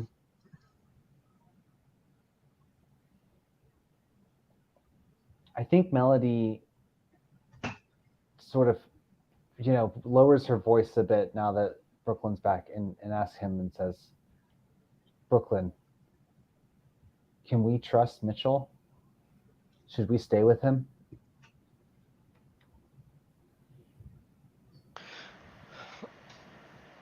Out of character, I don't know anything about Mitchell other than what we currently know, right?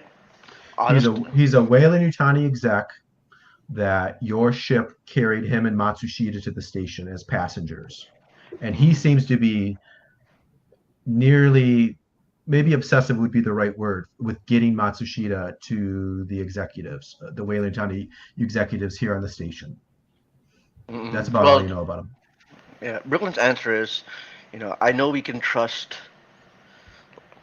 Mitchell's motivations are clear and simple, and I think we can trust him on the basis of that. We can trust him to work around that. However, Weyland-Yutani executives, that's a different story altogether.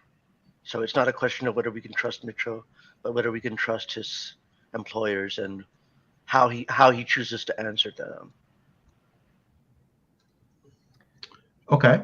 And then Brooklyn, you can do the same. You can look at one of Melody's cards, or you can ask Melody a question that she must answer honestly.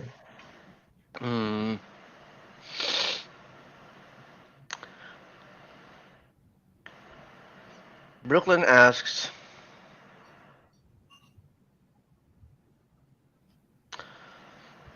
how do you feel about Matsushita? What do you think is going on here?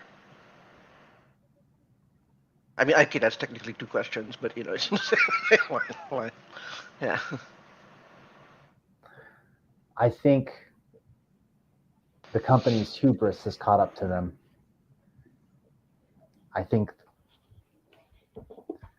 the end of times is here.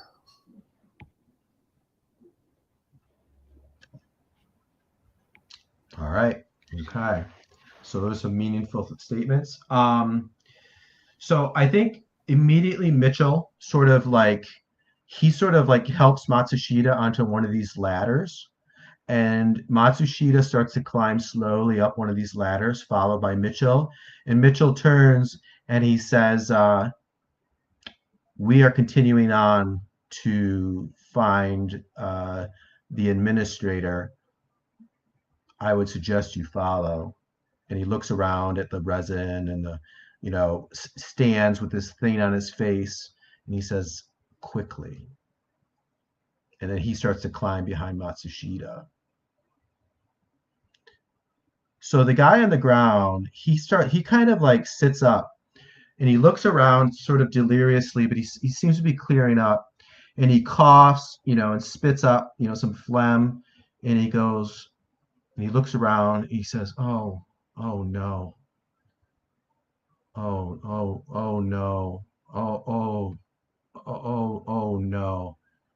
And then he starts to spasm, and he starts to like flop around on the ground and against the walls. Brooklyn, you're a medic. He seems to be having some sort of medical emergency. Do I you know. want to do anything? Yeah, this is It's funny. Surya. Just a little bit of a meta here. I was literally gonna start like trying to ask about Mitchell and Matsushita and in a medical or like diagnostic capacity, and then you throw Right. so that's wonderful. Uh, yeah. This is Surya, right? Yeah, this is Surya, And the guy you Surya don't had a know. face. Did He Surya does have a face not. grid? It's no, it's this guy Stans. He's Okay. he's a guy from your crew. And I put a little face hugger box, little symbol onto Stans's card to show that he's got a face hugger on him. But no, All this is right. Surya. All right. So when All what you guys know about him is he was being cared for by Melican and Johns. You guys carried him all the way with you unconscious. He was yeah. forced in here by Melican and Johns with the others. That's all you really know. He seems to be some All sort of right. civilian. All right. Brooklyn acts fast. He's seen this kind of situation before, in the sense that patients or people under care just suddenly like becoming uncontrollable, whether it's through their own accord or through some sort of, physiological response. And he Oops. attempts to administer a sedative. Okay. One moment. I put the X of the wrong person. Surya's not dead. Melican's dead. He's out in space. I was reading about what happens to you when you go out into space without a spacesuit. It's not good. It's not good at all. Get this fixed. There we go. That's the easiest way of doing it. Okay, so you go over, and he's flopping around so much you can't really even like find a vein or Yeah. anything. And your shoulders hurt. You can't use both arms. Do you want to ask one Yeah. of the others to help you? Yeah. I call Quinn over to help me restrain this guy. You know. Uh, and also, I was hoping in the future. I mean, I'm fine with the situation playing out mechanically the way it is, but Mm-hmm. I also assume that in the future we done away with the whole trying to find a vein thing when it comes to sedatives. But Sure. otherwise, this guy is still giving us a fucking hard time. So yeah, I'm good Yeah, with that. exactly. You can't. Yeah, one way or the other, you can't get it. You can't do your thing unless he settles down somehow, or Yeah. at least is secured. Okay, so yeah, he comes over and you hold him down, and he's gagging, like he's choking, and you see his throat. His seems to like it's like his throat is moving, like it's like rolling, like it's like moving from inside. And then it explodes. His throat explodes. Blood flies everywhere onto both of you, and this snaky looking thing climbs out of his neck, and it's got like a long oblong face, head. It's got no apparent eyes. It's got sharp, like metallic looking teeth. It's sort of a yellowish white, and it comes out and it screeches this high pitched screech. It's covered in gore. He's dead. He's just mechanically twitching. The death throes.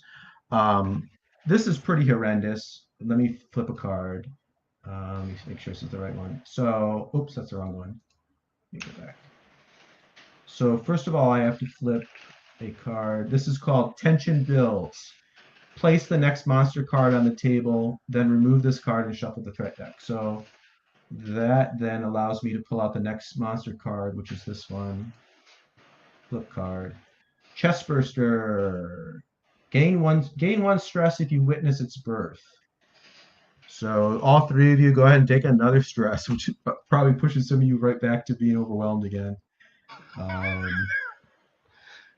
Lord giveth and the Lord taketh away. Yeah. As you said earlier, Jesus Christ. So does that move you up to 5, or would you? I think you did lose a couple, so maybe you're okay, Brooklyn. Yeah, I'm sorry. I realized I don't think you took. How much? I think you're only at 4 because I think you lost one from taking the benzos, and then you lost another one from getting calmed down. God. So you should be at 4, but I think Quinn is overwhelmed again. And then Melody's at 3. Okay. And this thing comes out, it screeches, it kind of looks around, even though it doesn't have eyes. Quinn, you're overwhelmed, so I'm not going to ask you, but you're right there, Brooklyn. You're dripping blood from your face. What do you do when this thing bursts out of this guy's throat? Wow,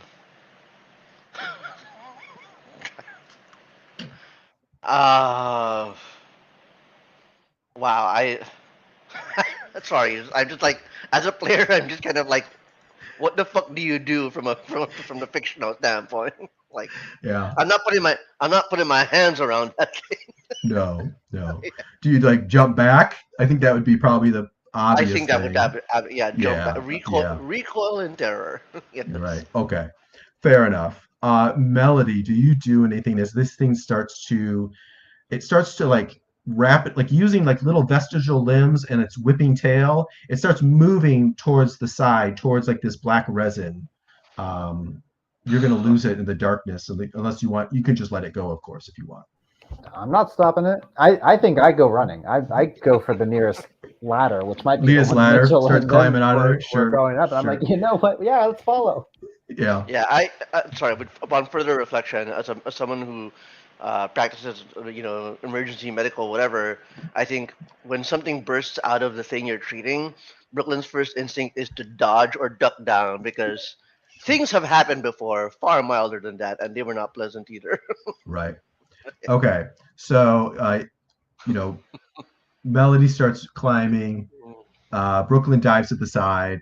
It scutters away into the darkness. Quinn, you're back to overwhelm time. What do you think you're doing? So I think under the circumstances, use drugs. Oh wait, no, I'll declare some drugs.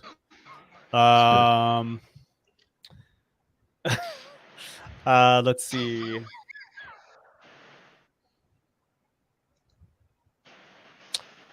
So I think that I can't remember. It's probably in the book something about drugs, but I'll use some kind of upper. So some speed or like methamphetamine or something. Sure. I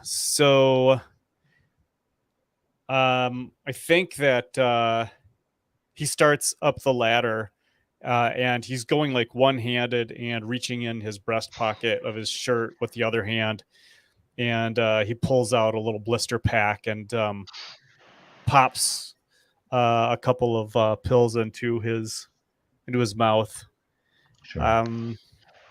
Use expertise that would help you cope with your altered state. Yep. So is there a role associated with this then?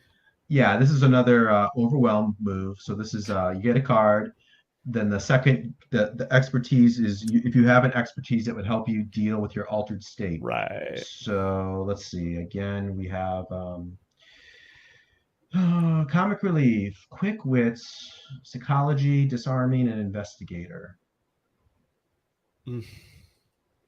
Yeah, I don't know. I don't think anything really. I mean, I don't want to keep claiming the same thing. Go ahead. I mean, if you think it fits, it's okay. Psychology, I guess, or I could say comic relief. Let's see.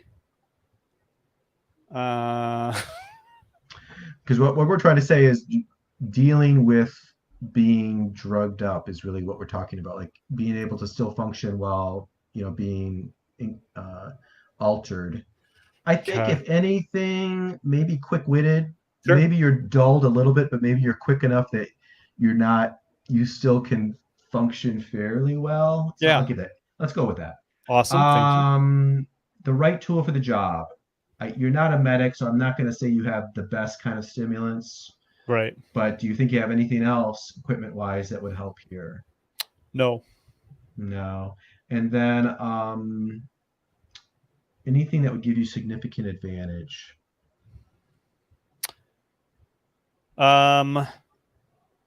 Let me check one thing. Okay. No. Let me also, while we're okay, and then do you want to take a stress to get stress? I have you. Are you only at 4? I was at 5. I just removed one because I thought I'm at 5. If you get a hit, okay, you're at 5. Okay, good. Because I was going to say you don't have to do this if you're not at 5.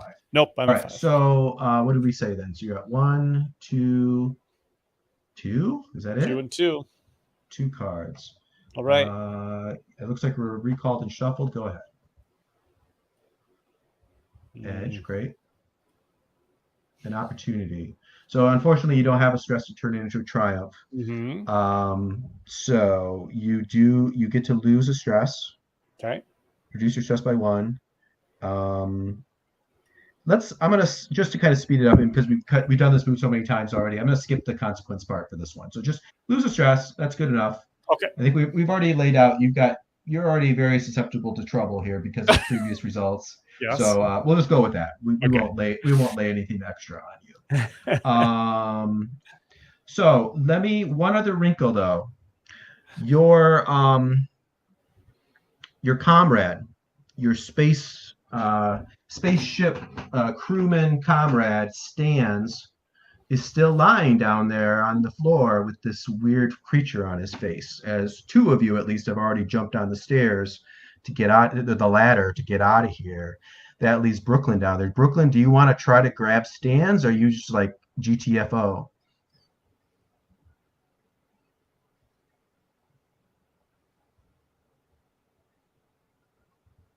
That's for you, Matthew. Maybe you're thinking. Sorry, yeah, no, I wouldn't say GTFO. I would say like just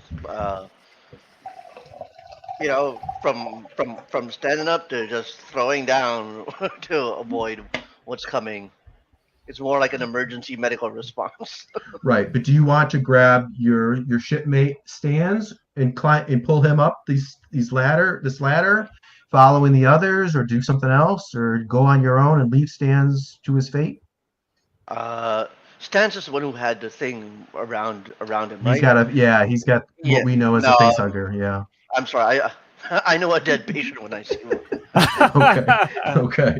All right. It's grim, but it sounds real. Yeah. Okay. So the bunch of you then climb up. One last thing. Let me hold on. Let me catch up. We'll take a break here in just a second, but let me make sure do a little bookkeeping. I'm going to flip a card called Non-Monster Threat. Something happens. I'm not going to say what, but something changes in the story.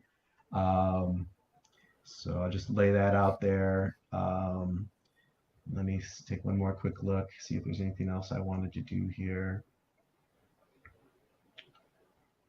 No, I think that's good.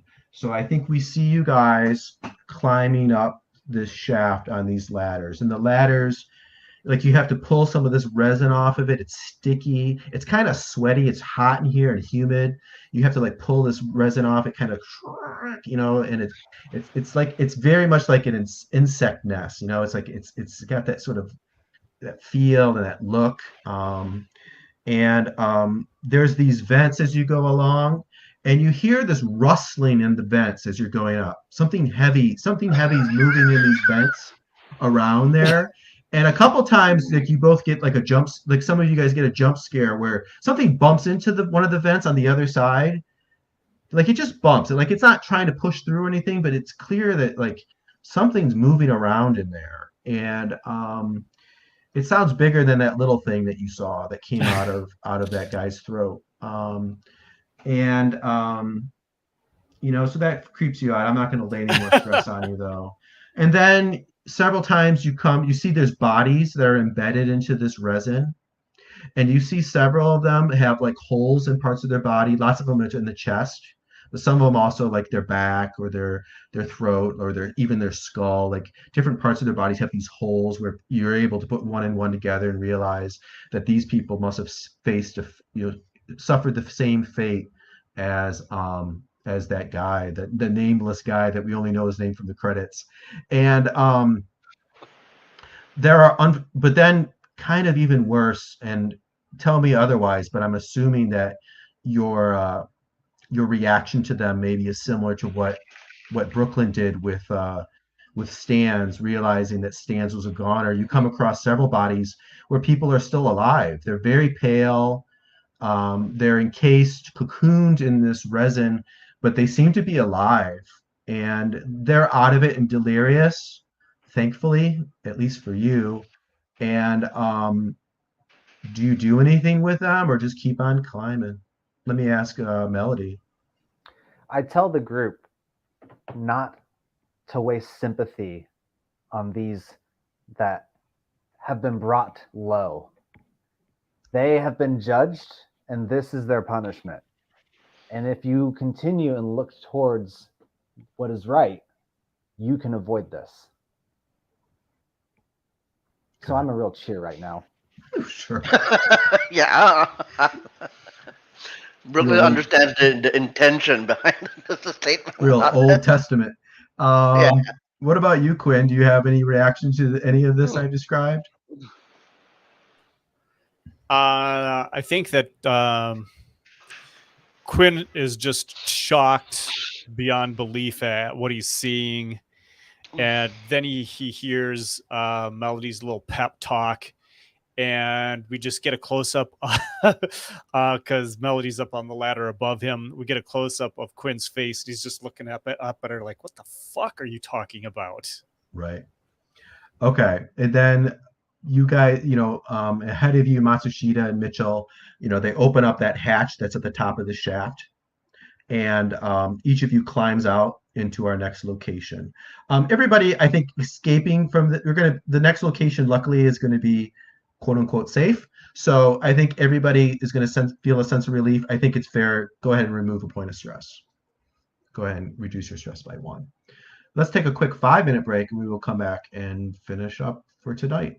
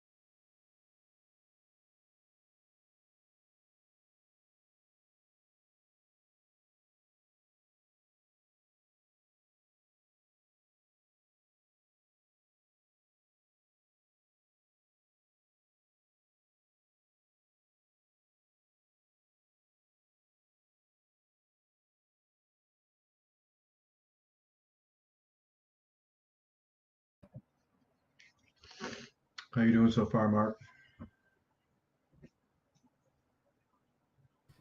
Very good. Having a super fun time. Thank you for running this. It's been a hell of fun, hell of a lot of fun. Good.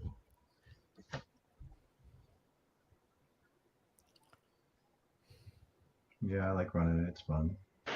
Very cool. Sorry, what did I miss? Nothing. Just saying how you're doing so far. He's having fun. What about you, Matthew? Having fun? Yeah, I love the smell of terror in the morning. Yeah, it's early for you. I forget about that. I mean, if it's not aliens terror, it's this girl's terror. I love. Oh yeah, killer. Yeah, I love it when she suffers. Jason, have you been playing the Fallout game? Yeah. Yep. With How's that been? with Lowell. Yeah. Yeah. Let's 2D20. see.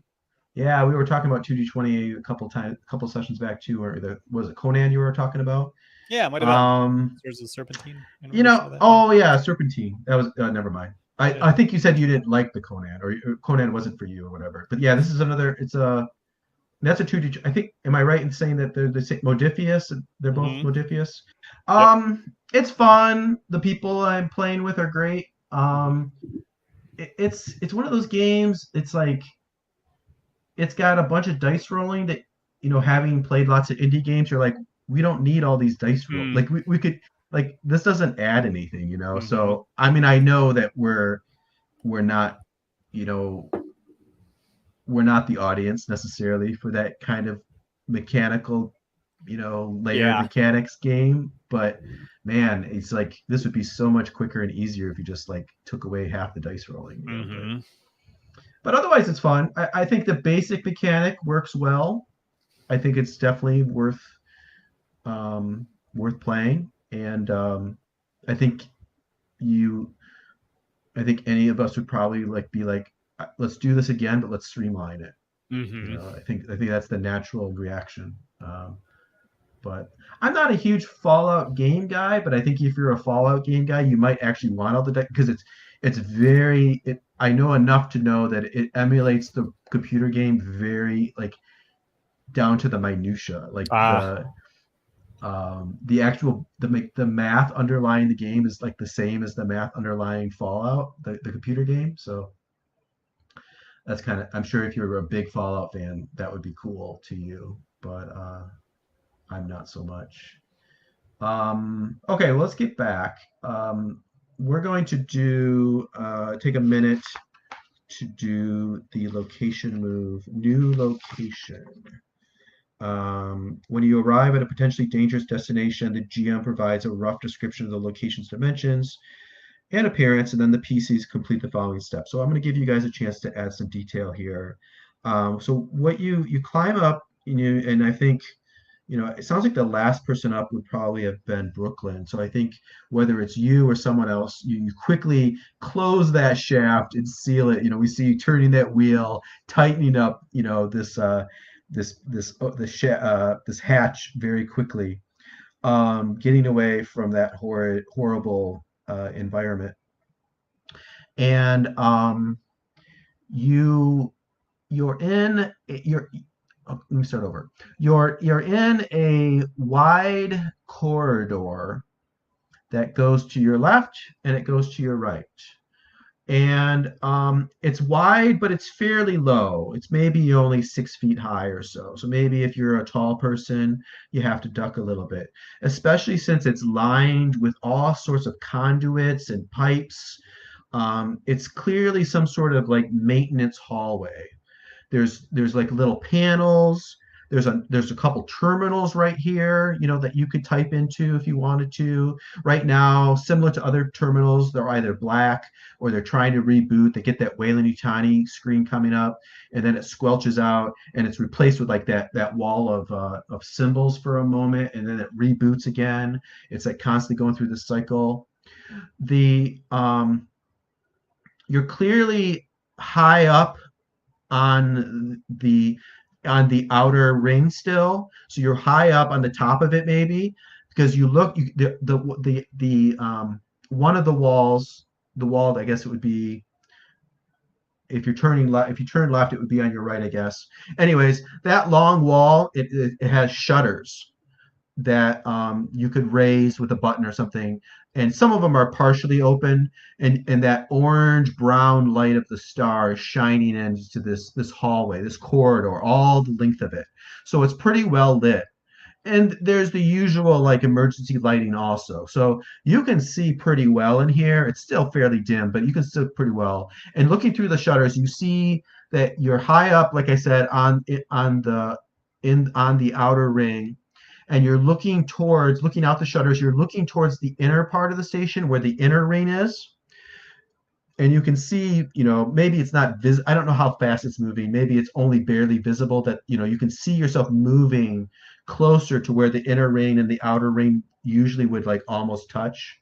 So like you're moving slowly towards that way.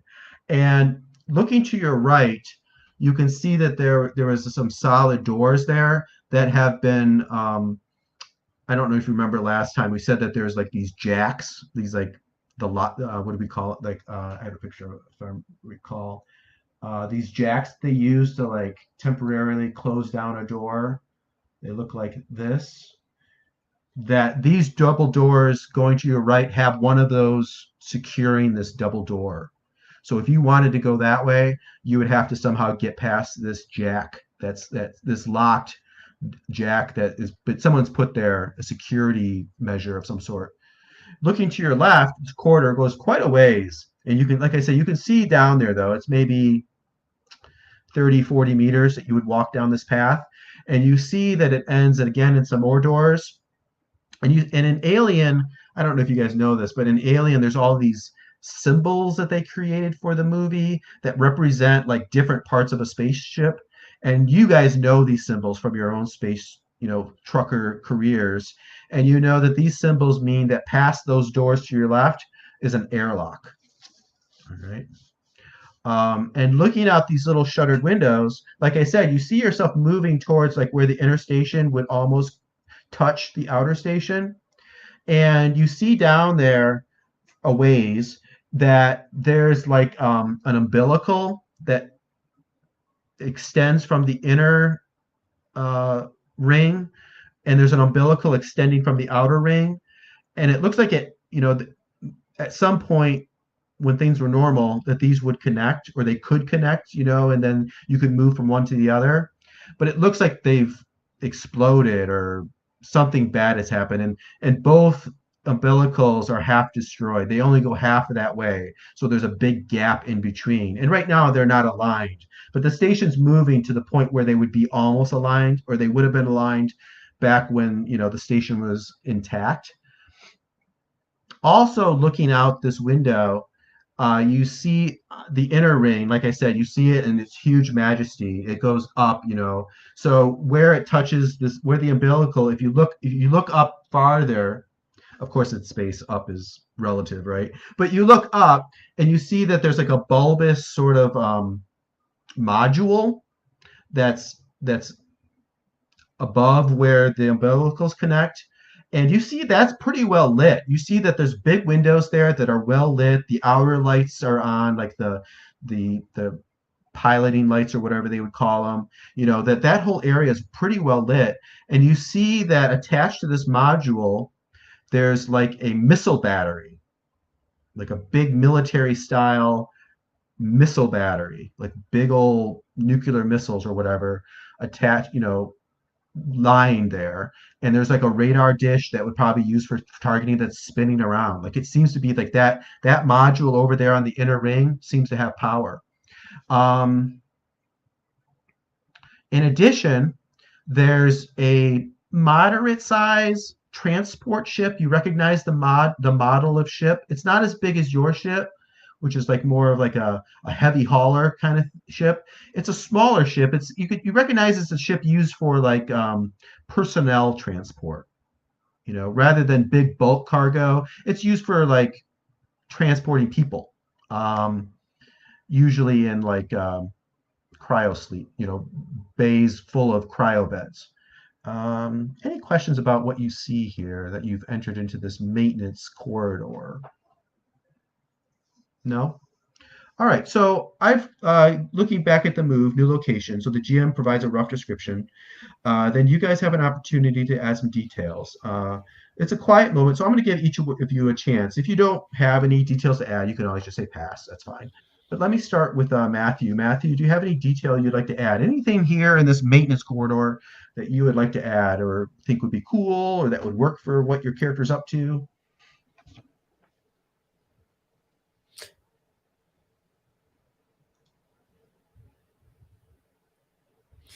He may have had to step away. He was having possibly some kind of issues with. Okay. Yeah, it sounds like his mic wasn't working or something. Technology. Okay, let's skip and we'll come back. Melody, is there anything you'd like to add to this maintenance corridor?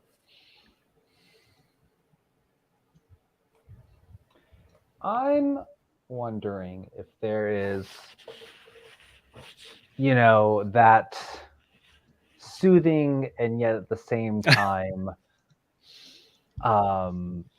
terrifying computer assistant voice that comes over the intercom just, you know, every so often and says, you know, announcing the next bad thing that's happening. I don't think we're quite in like, you know, ship is self-destructing mode yet, but maybe it's announcing like, you know, critical failure in life systems, Right. critical Got it. failure in engineering. And it's just like Right. this long list of, it takes like 3 minutes to go through. There's 30 seconds Right. of pausing and then it starts over. Right. Yeah, I think that's perfect. I think one of these terminals that's kind of functioning, it has the emergency, you know, messaging system comes out. We can hear you now, Matthew. So yeah, one of these terminals, it's cycling through Jesus. these automated messages, and it's saying, you know, that stuff. And one of those that I'm glad you mentioned that because it reminds me of something else I wanted to throw out there, which is one of these messages is probably very concerning to you is something like trying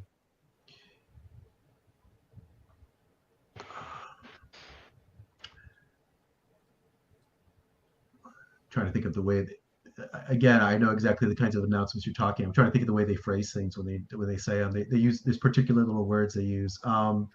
Something like thruster systems require user intervention, critical, gravity well, pulling ship, you know, pulling station too close to whatever the name of this. We never established the name of the star, but whatever the name of the star is, right? And you know, and maybe it's paired with a rumbling of the station at that time, you know, that emphasizes that the fact that the station doesn't have thrusters, it's clear that it's being pulled closer and closer to the star. Perfect. So then, Mark, is there any detail that you would like to add? Is the missile battery that we saw? Yes. Is that like a late add-on kind of thing, or does it look like it's okay? Well, you could establish that if you want. What works for you? If any, or are you just curious? Yeah, I was just curious. I guess it doesn't matter. It looks like you don't have like any real engineering type stuff, so it looks out of place for a colonial transit station. Put it that way. Okay, that checks out. Yeah.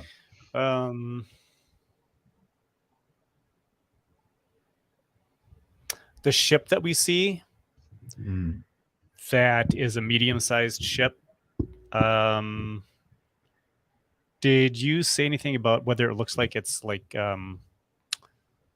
it's powered up in any way? Like, are there any lights on it? Let's say yeah. Does that work for you? Yeah. Yeah. Let's see. I mean, yeah, I'm sure a ship like this, you know, to go from cold to working probably takes 24 hours or something to go through the whole cycle, the whole procedure of firing it up, and it seems to be fired up. You know, like with a little bit of work, this thing probably could launch.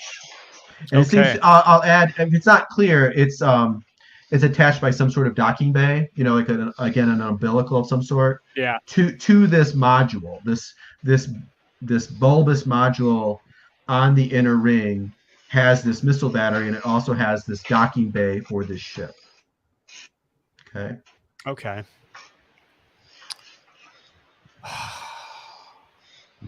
I feel like right now, like I'm just taking it in, and I don't think I have anything to. Okay. Yeah, that's fair. Yeah. Let's move on then. So, placing a non-monster threat. I think, given what John and I were saying, I think the gravity well is our non-monster threat here. I think that becomes apparent to you. Maybe looking out the window, you also see like pieces of the ship are starting to like pull off, like antennas or like some of the panels. Like there's wreckage that's sort of like floating around in space. Yeah.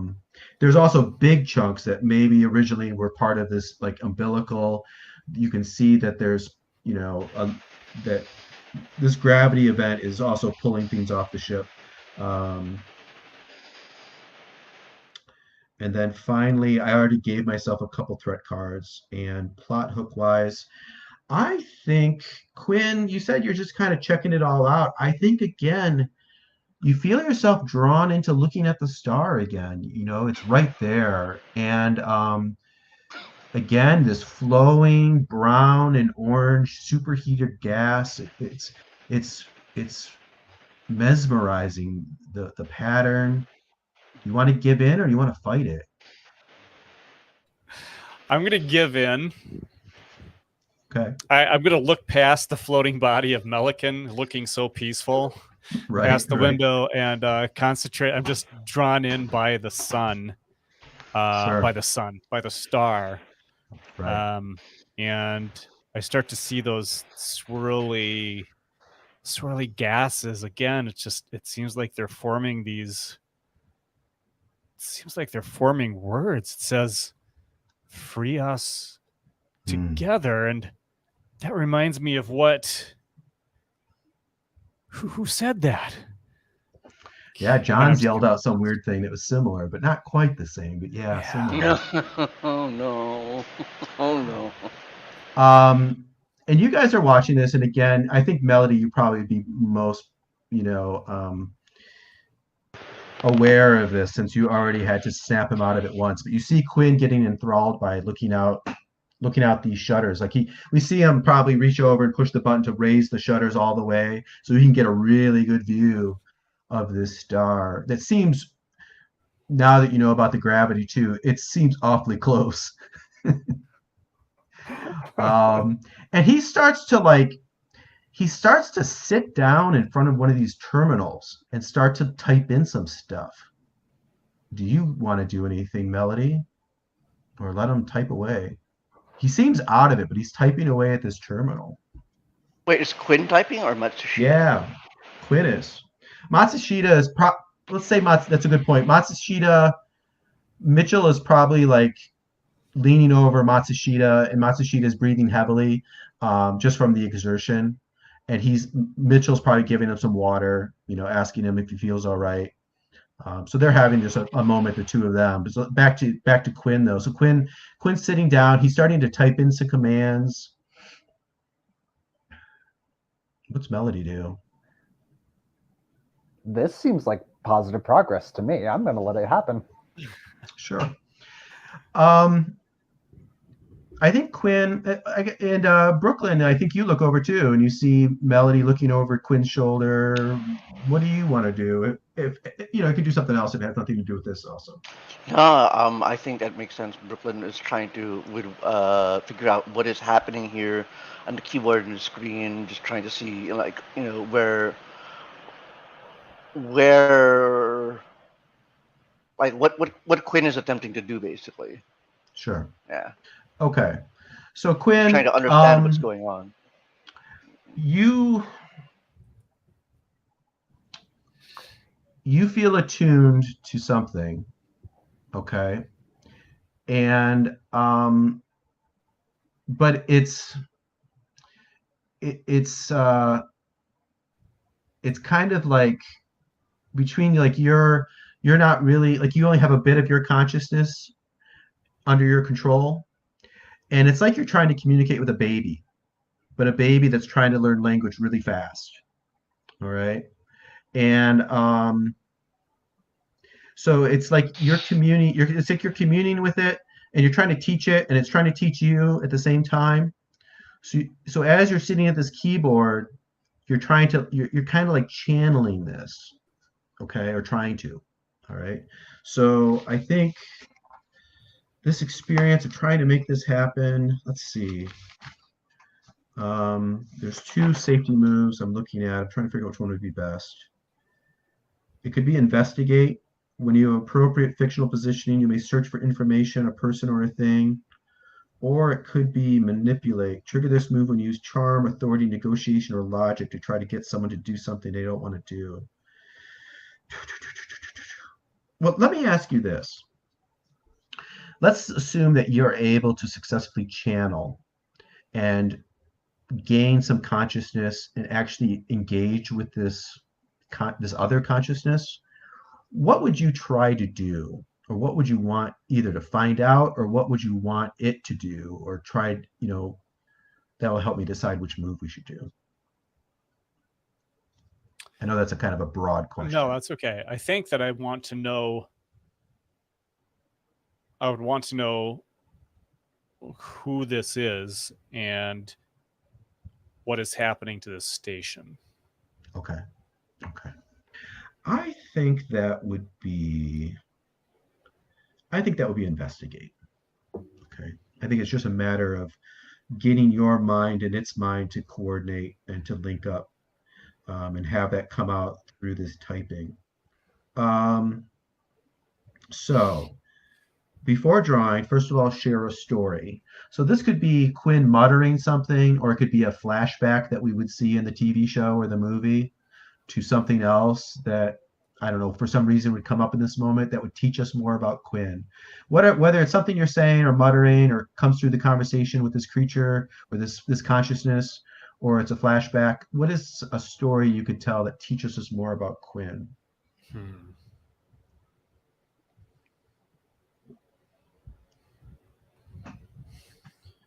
And if you need more direction, there is a handout and there's a couple bullet points. So I have like, you could tell a story illustrating an identity card or an expertise.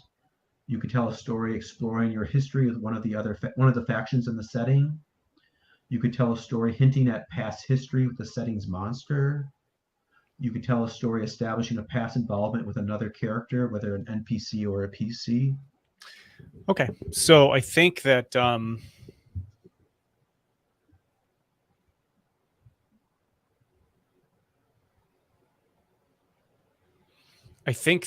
Quinn is typing, and at the same time he just starts to talk, and it's not even, I don't think he's aware that he is saying it, but he says,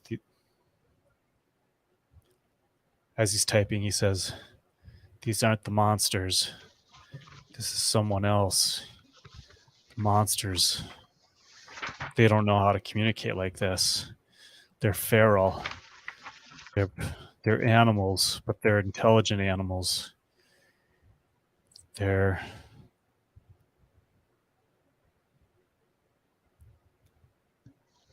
That's the thing that came out of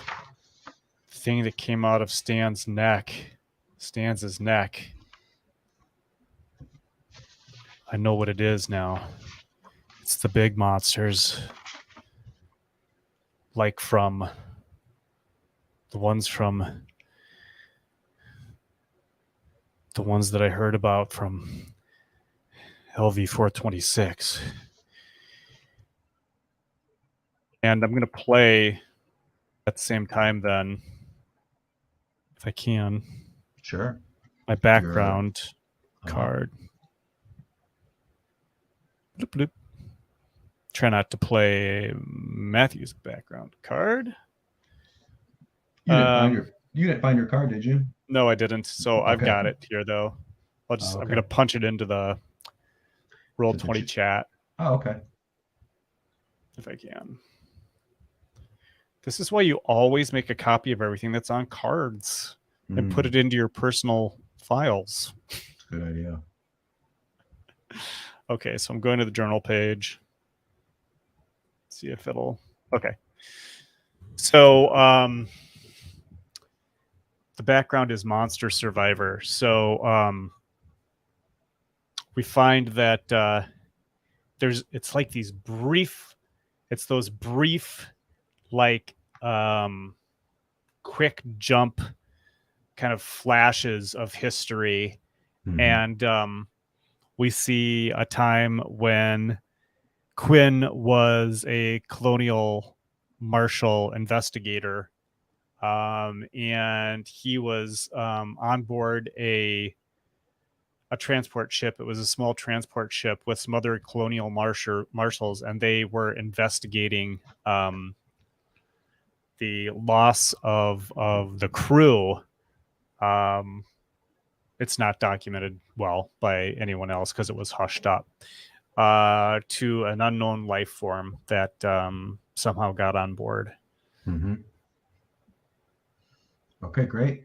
And that gives you sensitive as a expertise. And you did the reveal nicely. Once per session, you may share a repressed traumatic memory about the monsters. Reduce your stress by 1. You may choose to roll with significant advantage on any draw having to do with a monster, but gain 1 stress in doing so. So again, that would be kind of like you remember something that would help you against them, but that memory is painful, right? Mm-hmm. Great. And what I'll do between sessions is I'll go in and I can now go in and I should be able to find that card and get it back on our table. But for now, that's perfectly good. We'll just we got it there. Okay, great. Okay, so let's do this draw. Oh, and then you said you were hoping to next step on investigate is describe what you're hoping to find or discover. So we learned you said that you wanted to find out what's going on in the station, Yeah. and there might have been another little bit. I forget what you said. Who is communicating with Oh, me? okay. And okay, great. And then next is describe how you put yourself into danger like an idiot. I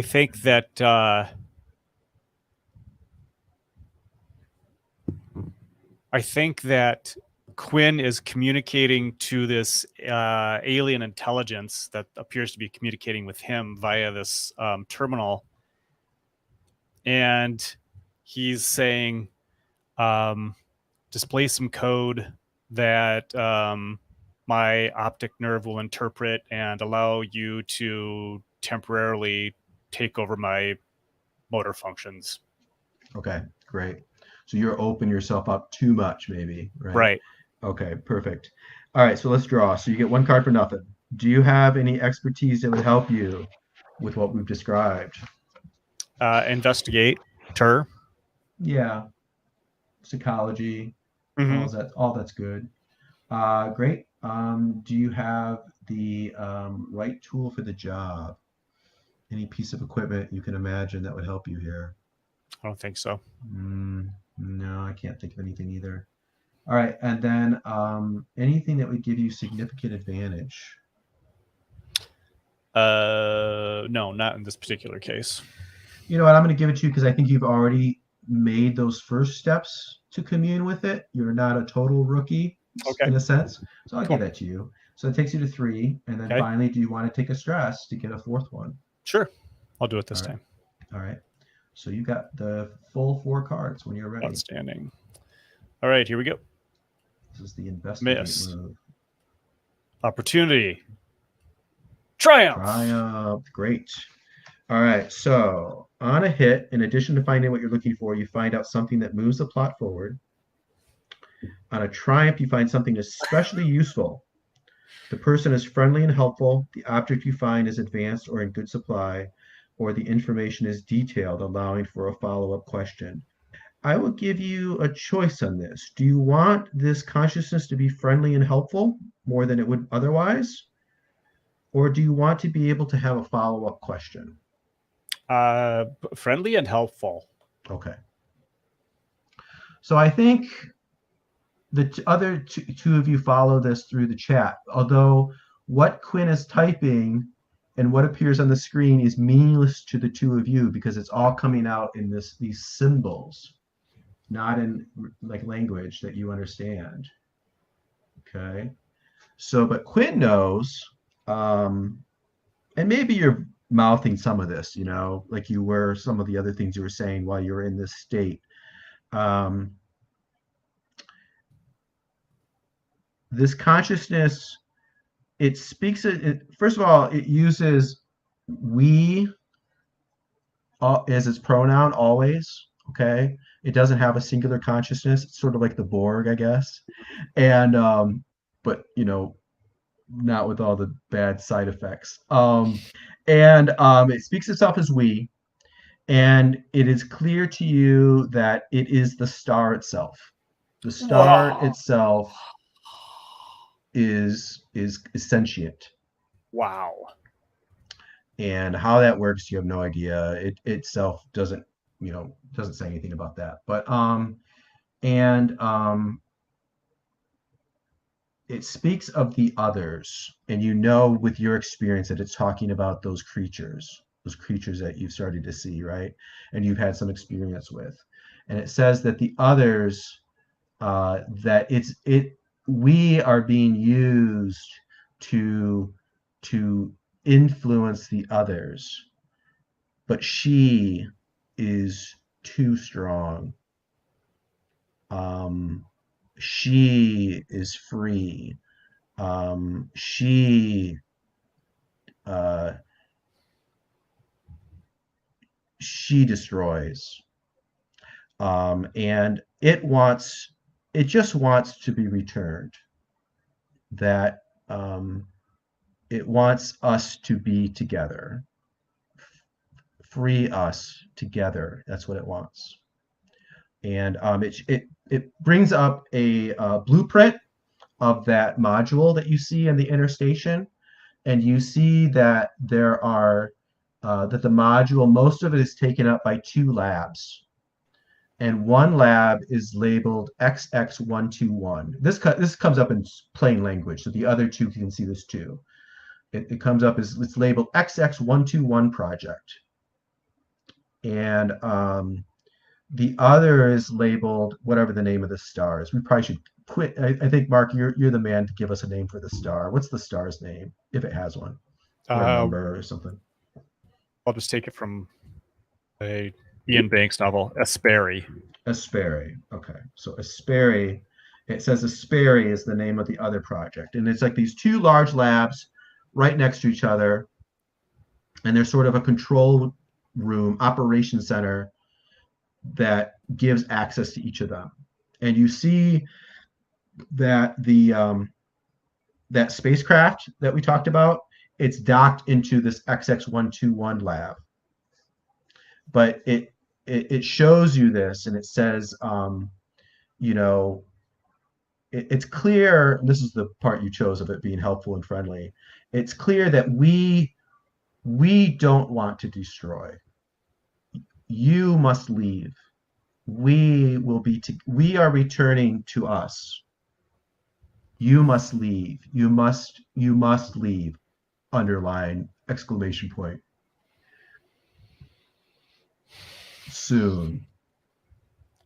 So you can't really get a follow-up, but I want that to be clear to everybody. Is anybody not lost? Or I don't want it to be mysterious. It should be pretty straightforward.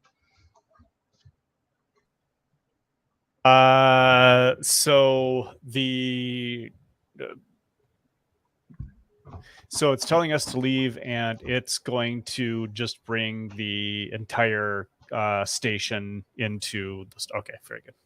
Yeah, you guys know already. All the signs suggest, like the emergency message system is making it very clear. Given a short amount of time, this station is going to return to the star. Okay. Okay, and it's clear that this part maybe wasn't clear. There is a piece of us of Asperi that's being held by Weyland-Yutani. Okay, cool. For some purpose. It sounds, maybe I think it's only fair I say somehow they're using it or trying to use this star to influence or control whatever XX121 is, which I'm sure you all have suspicions. Okay, and obviously it's all gone wrong. All right, so let that sink in for a moment. So Mitchell jumps up and he says, "What the hell are you guys doing? We need to get out of here. Have you figured out any way we can get over to the module? That must be where the executive is. I see that there's an airlock over there, but what do you think? We need to get over there. But I can see he looks out the window, and same as you, he sees that the usual way to get across from one to the other is broken.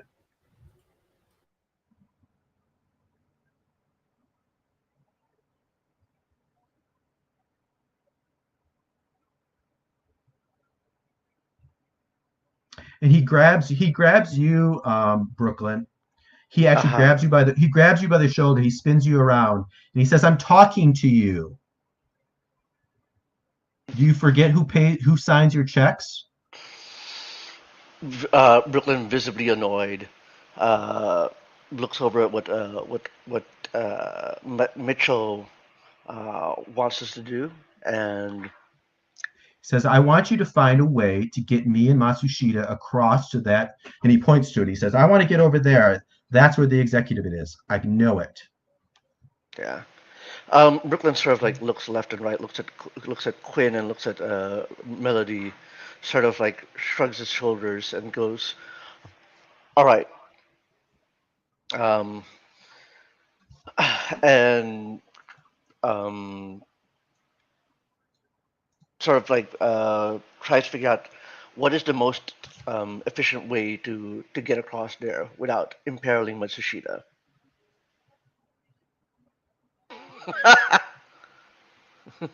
Do you mean Mitchell or Matsushita, Quinn? Matsushita looks very sheepish, and you can tell he's looking at some like samples that he took from that black resin. Like maybe like he's got all kinds of like little tubes. Like look, he's like gotten samples from down in there of all that, whatever that weird shit was. So that's what he's doing. Hmm. Mitchell says, "Well, it looks like the only way out of here is down there to that airlock." And The the missile battery is connected to the lab mhm. and is nearby. Wait, and the ship is also connected to the lab. Right. Okay. Yeah, I would. Well, maybe I can draw a quick little map, in case it's mysterious. Or, Yeah, uh, yeah. yeah, let me do that. I can. Let me drag you over. We can do it on the fly here.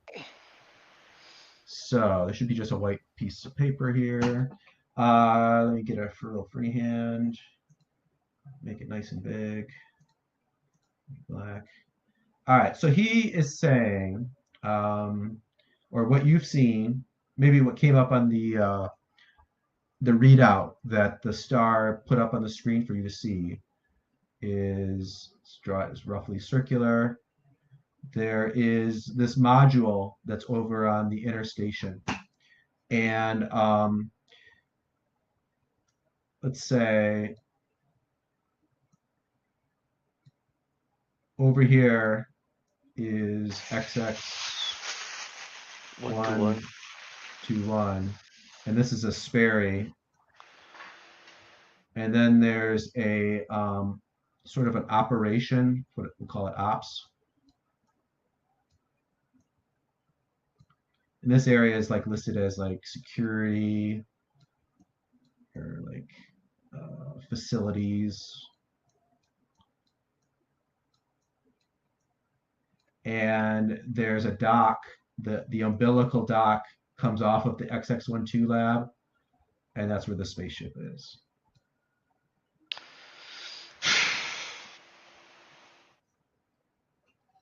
Yeah, I And mean, sort of a larger scale map, you guys are on the outer ring.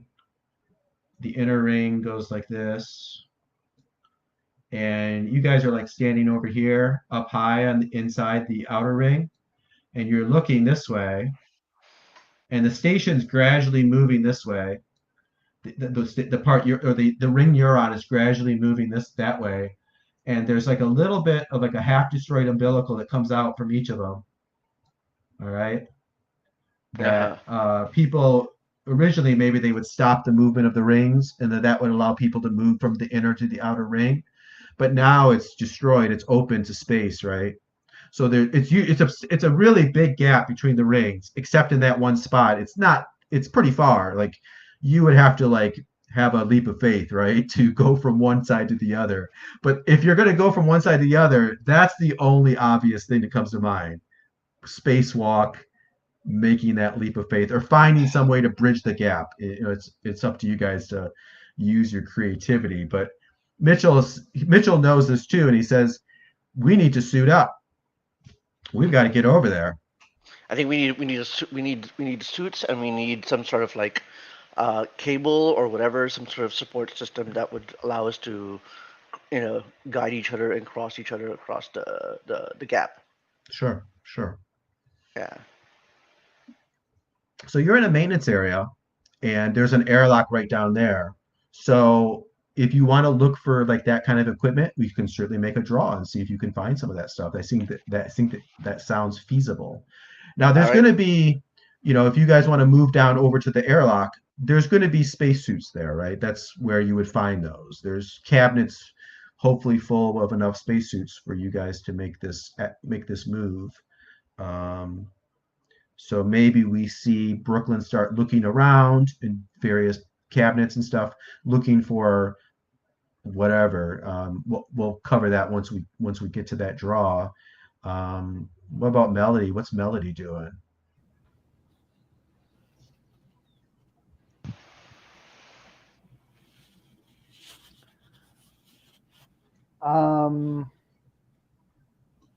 Is Quinn still at the terminal, or this is after that? What do you think, Mark? Yeah, I felt like this was kind of after that, and Quinn had kind of like come back into himself. Okay. Yeah. That's fair. I think it being friendly, it lets you go, so to speak. So I'm not going to make you have to like be snapped out of it like we did that other time.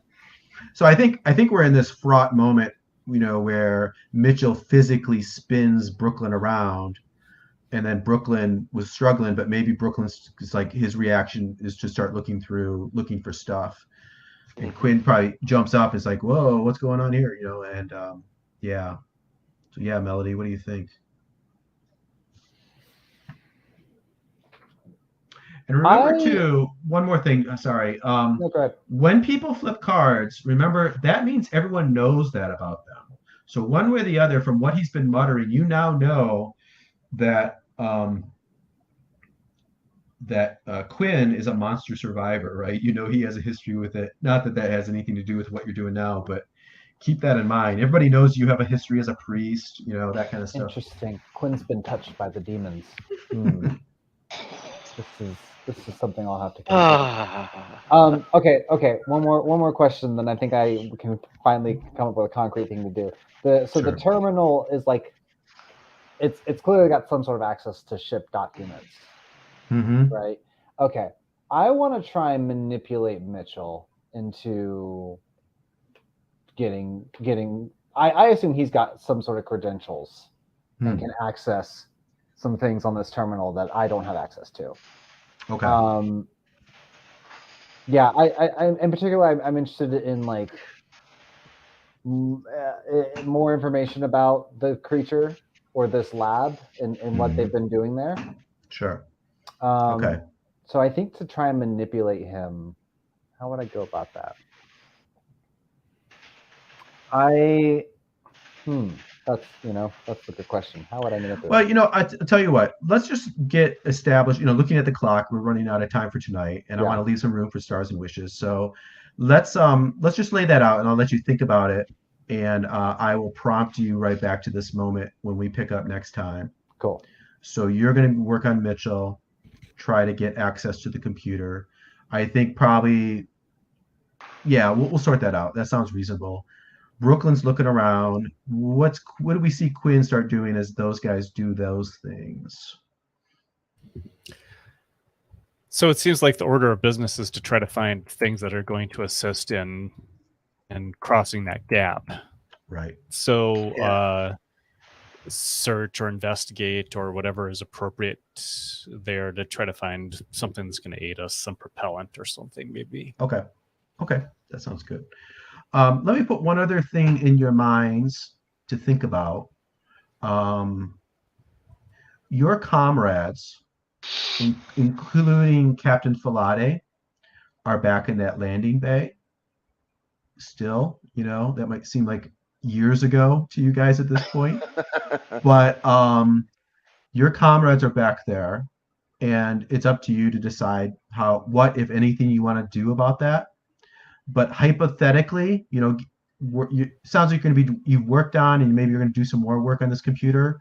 It is potentially that you could get some comms working if you wanted to connect with them, put that in your mind. And then the question is also, it's clear from what the star was communicating to Quinn that you guys need to get out of here. And if you care about your crewmates, you might want to try to figure out a way to get them out too. Yeah. So again, you can do with it as you please. Maybe you just don't give a damn. That's fine. But I don't want you to forget about them, if that is important to you. All right. So I will, like I said, I'll prompt each of you with what we came up with, and we'll pick up there when we come back next week. Let's breathe for a moment, and I thought you said let's grieve for a moment. Grieve and breathe. Pour one out for those that you've lost. And R.I.P.D. stands. And let's think about any sort of feedback you guys might have. Stars and wishes, you can do both at the same time. We could do a couple passes, whatever. And then also, if you have any play test feedback, we introduced a lot of different mechanics tonight, and curious to see what you think, what worked for you, what didn't. Or you can save that until the very end, or you could talk about it on Slack, whatever. Before I forgot, because I also forgot each of the first two sessions, are you guys comfortable with me making these videos public? All three? All three are good? Okay, and then remind me next time to ask about session 4, same question. Again, I'll probably not make them public until there's another group of guys, as you know, that are going to be playing this in October. I'm sure it's going to go in a totally different direction, but at least it'll start in the same spot as you guys have started. So I'll wait to publish all of them until everybody's done. September and October groups are done. But let me start. I think we've been starting with Matthew when we do the go-arounds tonight. So Matthew, do you have any stars or wishes for us? Before I get into stars and wishes, I wanted to respond to your request for feedback. And I think one of the big questions that's been hanging over my head since we started playing today is the concept of motivations, which seems to have been exported or deadlifted from the Alien Freelagen game. And I'm not sure how they work mechanistically here, because there are cards here, or there are identity cards that make reference of a motivation that doesn't really exist, unless of course it's something you craft for yourself, which is valid. But I just thought that might be worth pointing out, that it's sort of like it's a holdover, I think. That well, your agenda should give you some sort of motivation. Yeah. Like Quinn exposed his, which is basically to make people laugh. That's their motivation, right? But yeah, your agenda should have some of that. But yeah, I appreciate that there maybe could be more of a push. Yeah, some cards felt like they work without motivation being clarified, even though they reference a motivation, and some cards don't, is how I feel about it. Yeah, that's fair. Okay, yeah, good. Do you want to come around for stars and wishes, or you want to throw those out there now? Yeah, stars and wishes. I really enjoyed the ways the characters unfolded today. Like now, I'm kind of looking at the characters in a very different light today, with the way Quinn has played out, not just as a comic relief, although that's fun, but like also what he's got going on with, with the computer terminal and all that stuff. And there was a moment where I sort of like took. There was a moment in previous sessions where I sort of take Melody at face value, and now that she's really leaning into the priest-like identity, it's making me go, "Oh, wait, maybe she is off her guard." and now so now I feel like, maybe I'm not. Let me know if I'm misinterpreting, but like I feel like I'm now caught between like these two characters who are okay. What am I? Right. Am I gonna die because of these two? But Yeah. kidding aside, it's genuinely fun. Yeah, I'll come back around for the wishes. Yeah, Okay, great. yeah. John. Oh, let's see. Yeah, I think in general, I mean, my stars are. I really enjoyed seeing the characters go in different directions tonight. The star stuff with the other consciousness is super cool. Really enjoy that because it's like I honestly I've when we were setting up and we said other aliens, I was a little trepidatious about it because I don't know, like I like my aliens, like no, I just want some Xenos, right? But Mhm. I feel like this still fits with the genre and everything. It is very kind of like Sunshine, but I feel like those two do kind of go well together. So Mhm. I'm really enjoying that. Mhm. Um, yeah, and I do. It does feel like what Matthew said. Like the two characters are going this way, and then there's Brooklyn right in the middle, just like huh, what's happening? And that's Mhm. that's quite fun. Right. Okay. Um, yeah, I'll come back on wishes too. Okay, great. And then Mark. Yeah, so I'll beat the dead horse and cover basically the same things these folks did. I think that seeing so everybody was kind of broken to start with in the game, but seeing the cracks could just continue to fracture whatever it is that's been keeping the group together is interesting to see. And I'm curious to see if everybody's going to be moving in a different direction for the final session. And I have to agree. I thought that my star for Jason, just in putting together and running it, has been fun. It's pretty fast and efficient, and I thought the pacing was really good this session too. But the star being its own intelligence, I think was that was killer. I like that quite a bit. Very very cool. Okay, great. Thank you. Stars for me. I mean, obviously, I'm an alien geek, a nerd. I like all this stuff. So being able to have a um, a chest burster, in this case, a throat burster, it's just a pleasure to be on the pitching side, throwing at you guys that, and the reactions you guys had were perfect. The jumping away, not doing anything really smart, just like that same reaction that the crew of the Nostromo has. That was an excellent visual. Um, Matthew choosing to leave your comrade, lying on the floor with a face hugger, being like, "Yeah, you're a goner, buddy." It makes sense, and seeing you guys, this is both a star and a wish, I guess, or maybe even a little bit of playtest feedback to myself. Seeing you guys struggling with the being overwhelmed, going back and forth into overwhelmed. In one hand, I like it. It's appropriate. The characters in these movies should be stressed out all the time. But you weren't losing. You weren't when you did the move. I don't know if you guys had the same feeling, but when you did the overwhelm move, you weren't losing stress enough. So you were always on the edge, which I don't. It's not probably entertaining to do the same move over and over again. So like I don't want that to be. So I'm just gonna say this now. See if you have feedback. But this is mostly just for me to remember it too when I come back and watch the video and then make some edits. I think what I'm gonna do is when you do the overwhelm move, if you get an edge, you lose one stress. If you get a triumph, you lose all your stress. That'll stay the same. But then that part about consequences, it'll be a choice-based thing. If you get an edge and you choose to take a consequence, for each consequence you choose, you'll lose an additional stress. Does that make any sense?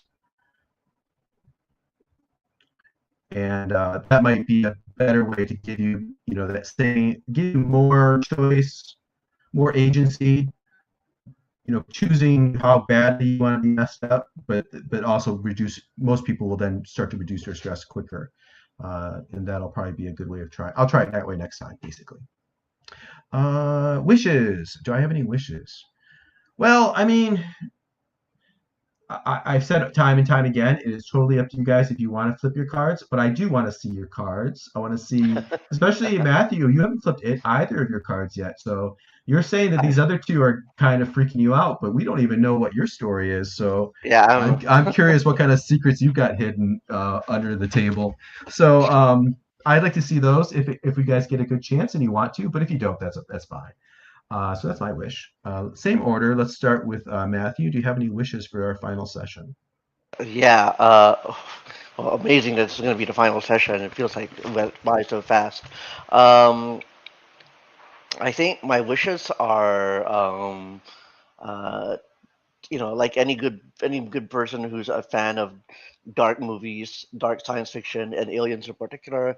I want to see some people like pay the price, and whether that's PCs or NPCs. I just want my horror to go wild. I mean, you played with me, you played with Ray. We love seeing like these terrible Mhm. things happen. Yeah. I also wanted to give another star to you, Jason, for. Sorry, I know this is wishes, but I forgot to go back around and because it came to me. Is that I think one of the things I appreciated about these sessions so far, is that you've been very like empowering about like how to approach what is a mostly like still playtest version of the game, like empowering on the players and the decisions they make and the costs that they do, without holding back on like the menace and the threat of the situation. So, I appreciate having an angel and a devil on your shoulder, basically. Sure. Uh, yeah. Yeah, and I think I think that's it for now. I feel like there's something I'm forgetting, but it'll come to me later. Yeah, Yeah. throw it on Slack. That's fine. John, do you have any wishes for our final session? I don't know that I do have any concrete wishes. I'm pretty excited for how this goes. I'm excited to hit Act 3. I Mm-hmm. was gonna say as feedback, I like that introduction. Just telling people like, hey, we're now into the second act. We're now into the Mm-hmm. third act. I think it's fitting for a game like this where it's meant to be cinematic. Mm-hmm. Mm. Yeah. Yeah, I just like I said in the beginning, I just added that, but I like the more I've been thinking about it and the way it plays out, I think it's a good fit. Mechanically, it helps too. I was having trouble not getting enough threat cards, so I was kind of handicapped.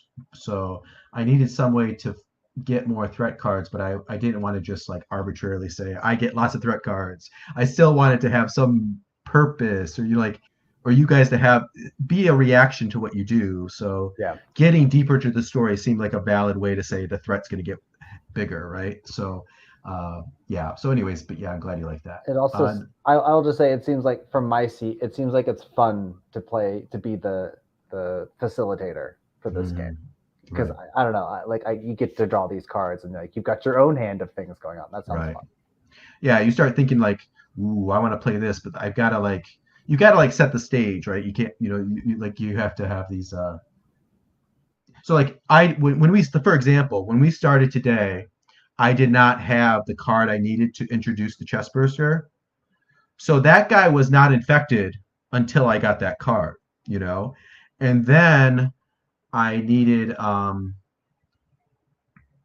what was the other card I had? So there was some other card I had to play first to be able to play that. So like the fiction I'm restricted, in terms of what I can do, like as of right now, as far as you guys know, I can't introduce a drone. I can't introduce the classic xenomorph because I don't have the card on the table, right?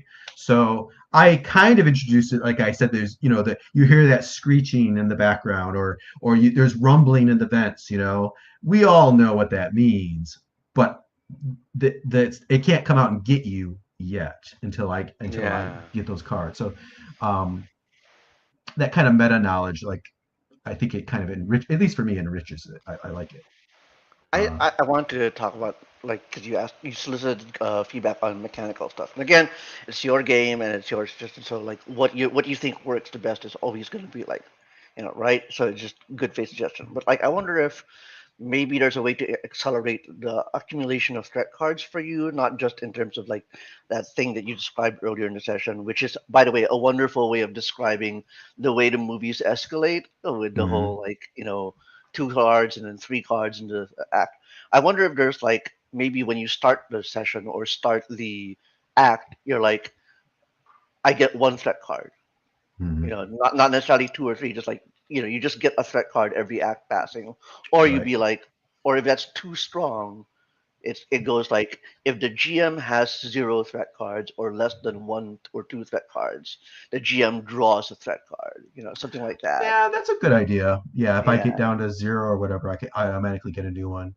yeah, A lot of board games have mechanics like this, right? But exactly, I've said exactly. before, and I get that feeling every time I play it. There is a certain board gamey feel to this too, which is not necessarily a criticism, but it's Yeah, just the way yeah. it I is. think it's fun. It's fun. Yeah.